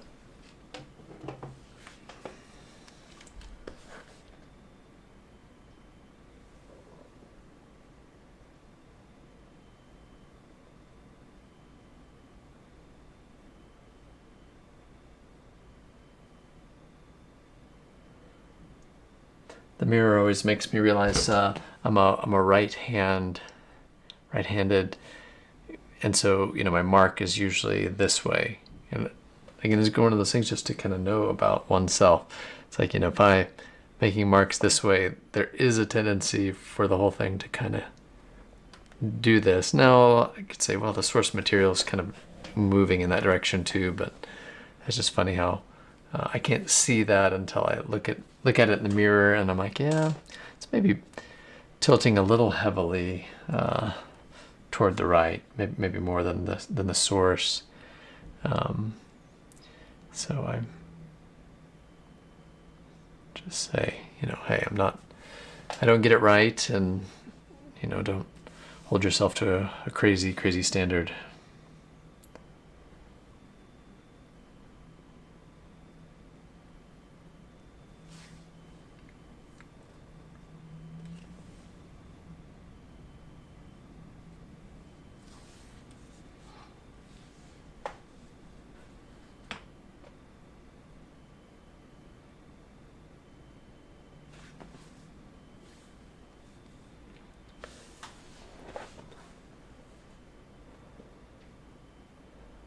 Okay. Let's maybe go a little taller to the top here. And if I had to compare, like if I'm looking at everything, it does get really light up there. I'm probably not doing a good enough job with just intensity, the overall value intensity up here.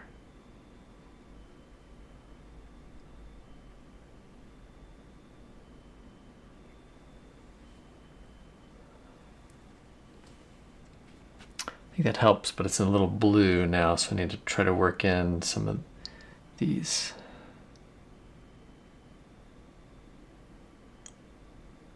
Kind of yellow.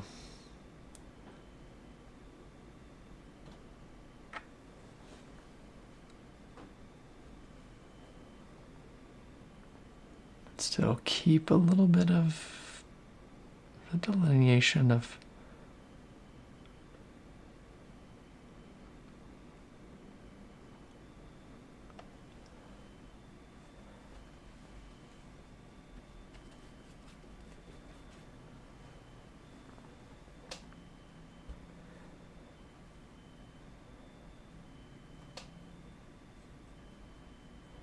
trying to remember who's somebody's work that I really liked. See if I can find it real quick.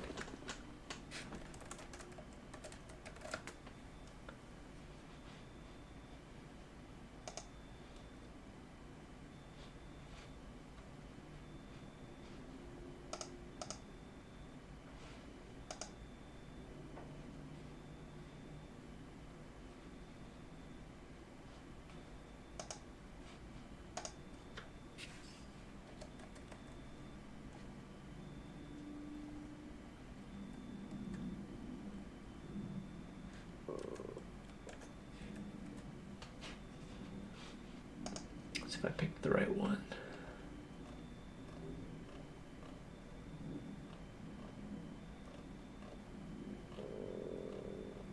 There's I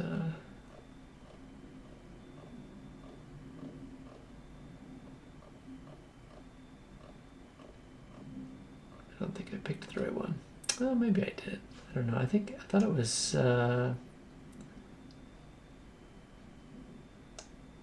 R.H. Greathouse, so Richard Greathouse. Some really beautiful, I thought he had some shells at one point. They were just masterful, but not seeing them.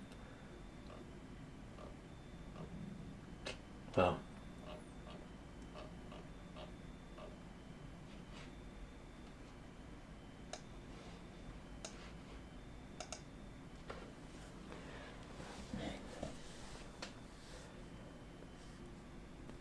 sometimes when I'm working on one, I can't help but see other artists that I admire, and understand. Oh wow, they just really can get it. So don't worry. That's basically what we're all doing. We're all thinking, oh man, if I could just paint like so and so.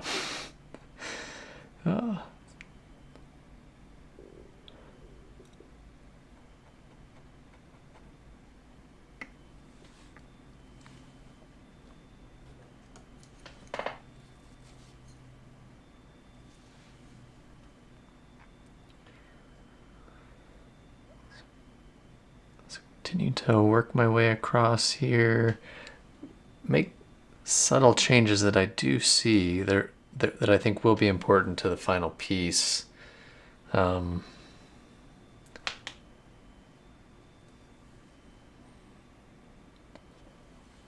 needing to get some really crazy highlights in some of these areas.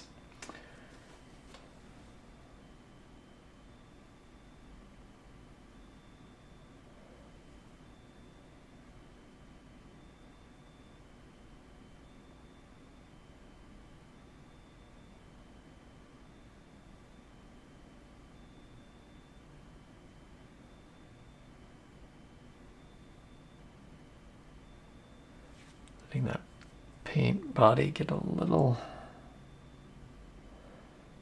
so at this point I'm like grabbing bits of the lead white. I'm just gonna kind of let that get a little higher, a little more across the top there.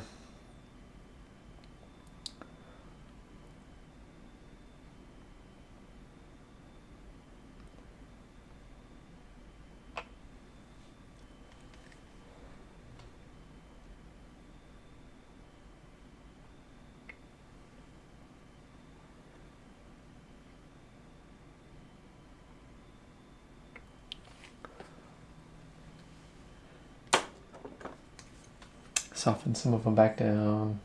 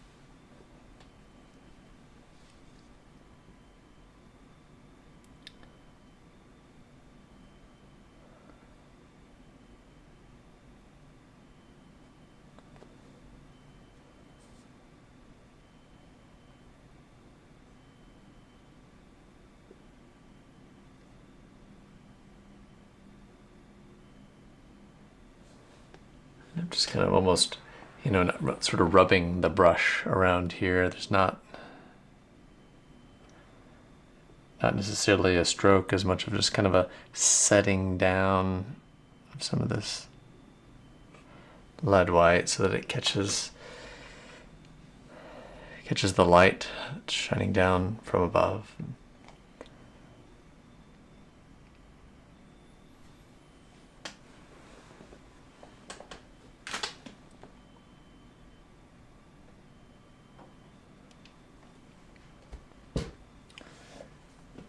Some of that is angled in such a way that it really,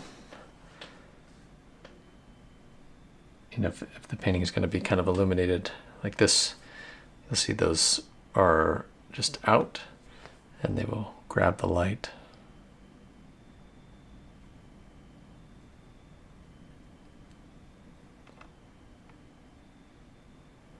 So, you know, they're also physically higher, you know, than the parts around, and so it's interesting how that just sort of ends up working. Not only you're trying to, yes, give it some of that volume, but you're also putting a physical volume of paint down.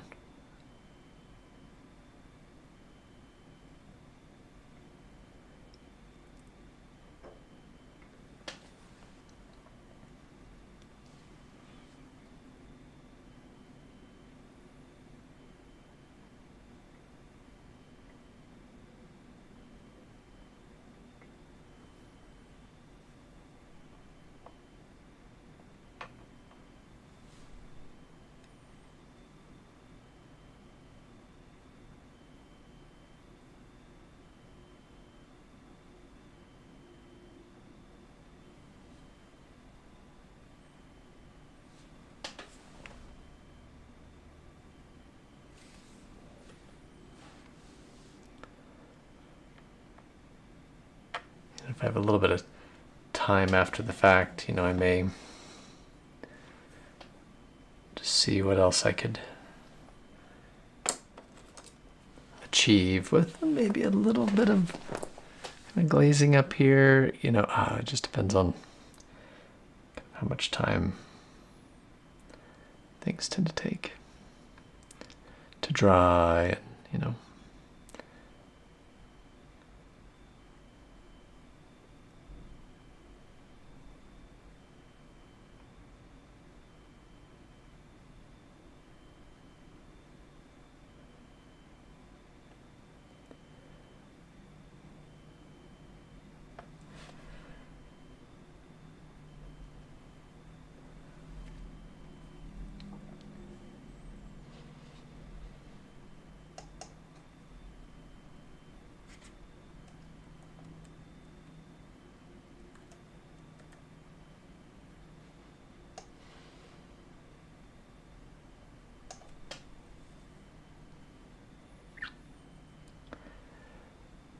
Trying to look for some of these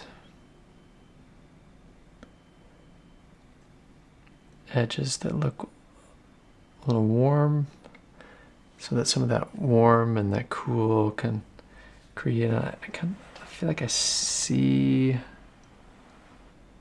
some of that along some of these spaces.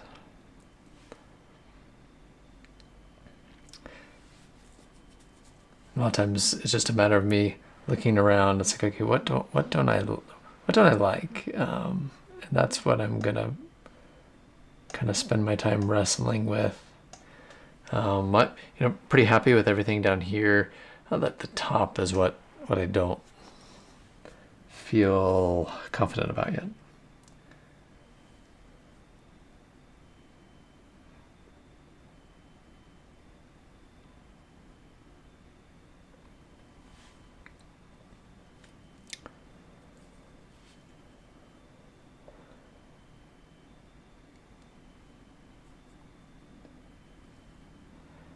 There's some of these spaces where a little oranger, but it's not that dark along the top here.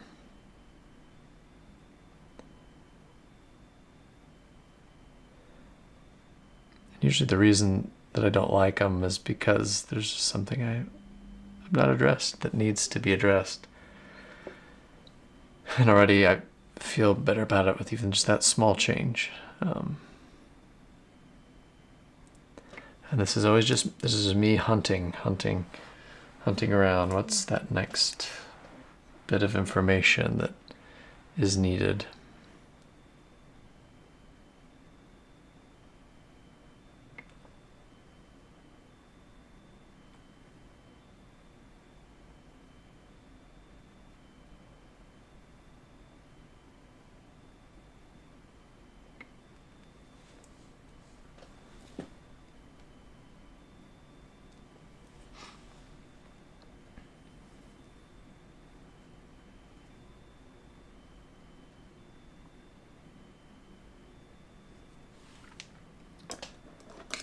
See if I can get one more kind of liner brush.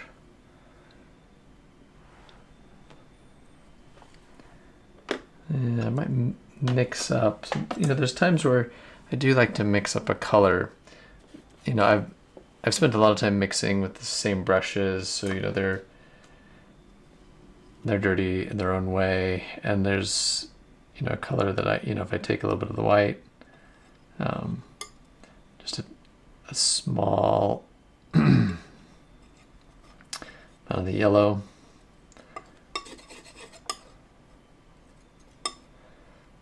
Or cad yellow there, a small amount of the cad red.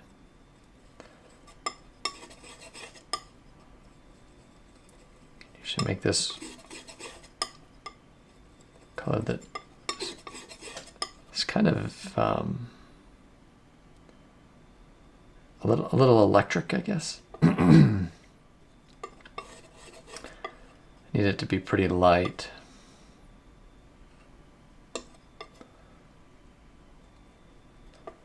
But in mixing it this way, there's no other colors deadening it, and it can stick out just a little bit. Whoops. Had a little too much there.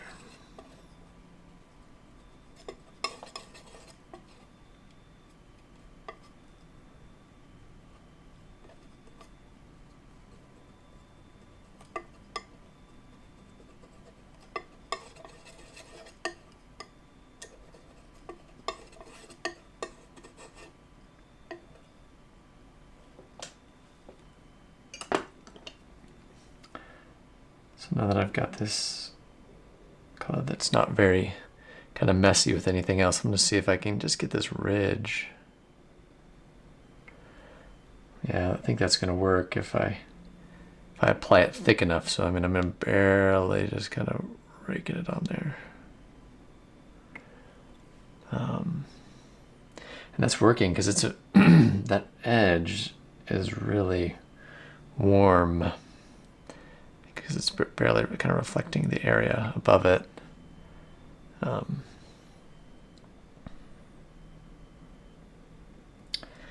And so, you know, so I mixed that knowing that I would have probably the purest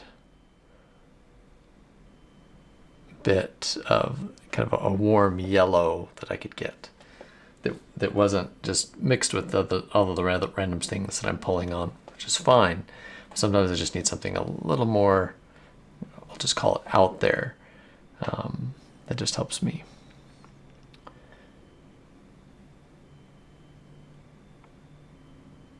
Achieve that edge. You know, I was looking for that kind of warm edge.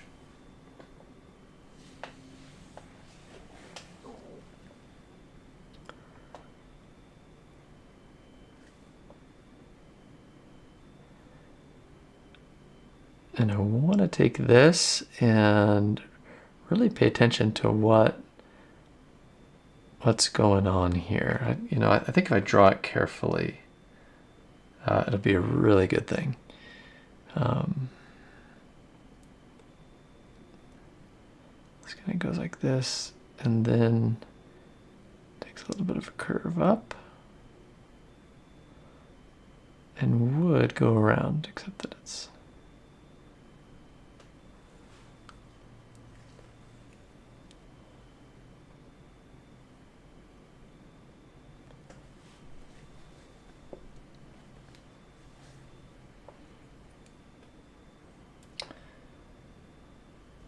some of this kind of makes its way down into some of these highlights here.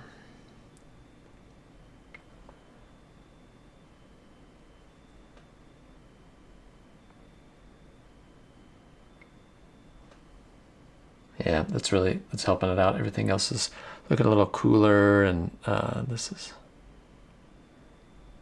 kind of building up some of that really rich, pale pink and orange, some of those beautiful colors that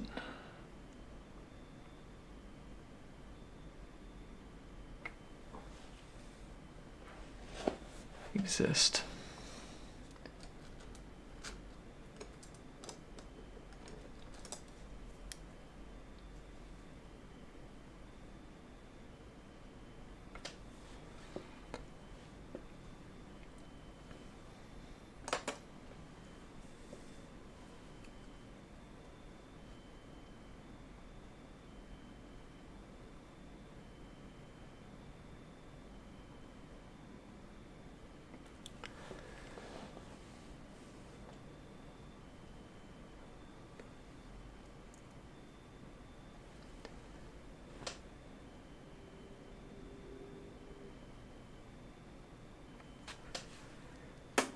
I might even be able to use this kind of darker one for the areas right above. It seems like it's kind of reflecting up this warm ledge here.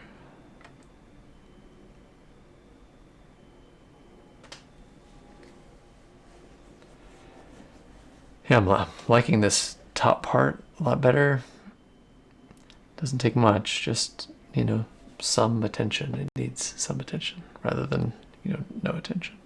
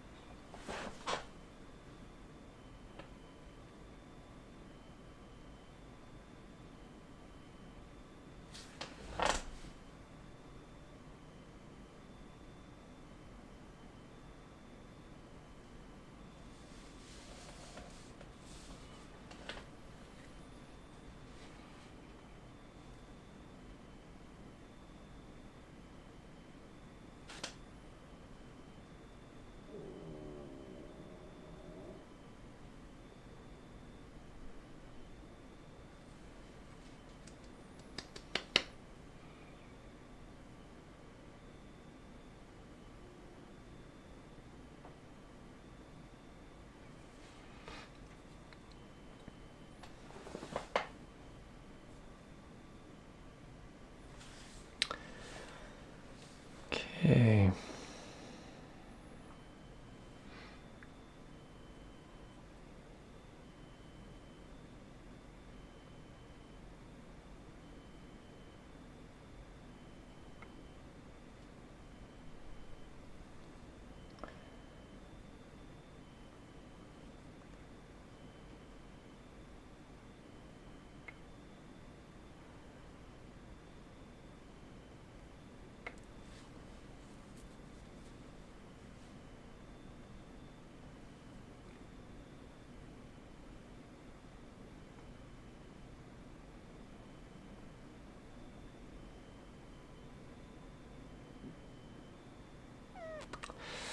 Yep.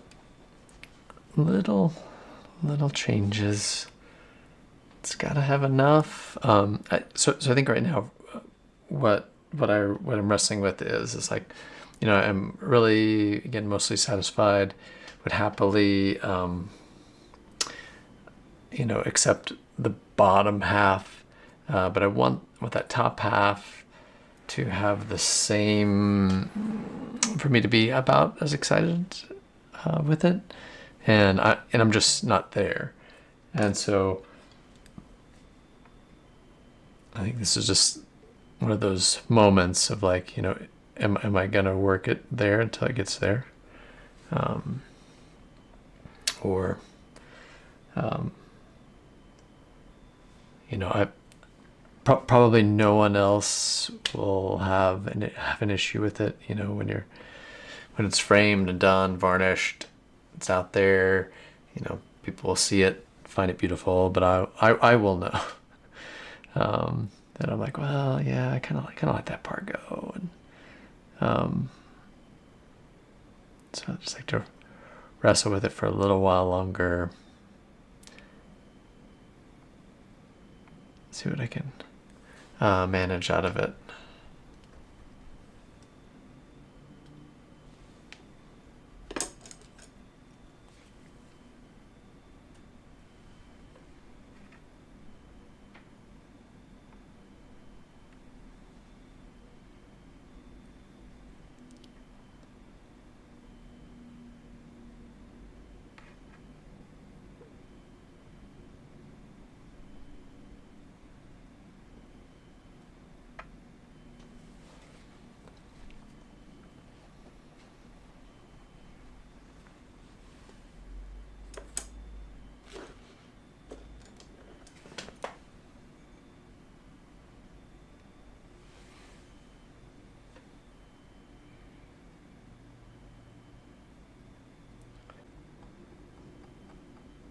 Kind of resistant, or that I just want to kind of stop when it gets hard, and yeah, I mean, I realize that's all of us to some degree.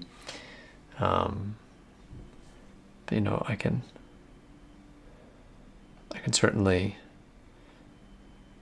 kind of lay it down, or I can kind of pick it back up and figure it out, figure out what's gonna kind of get it there for me.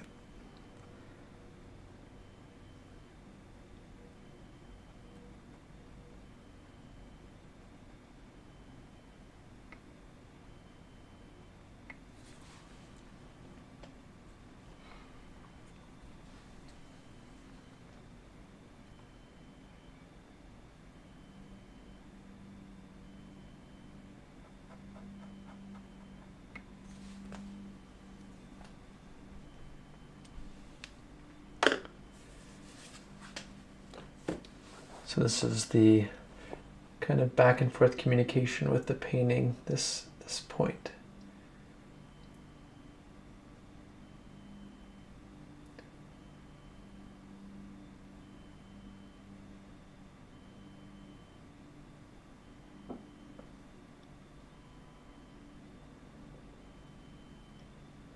The kind of are we there yet? Back and forth.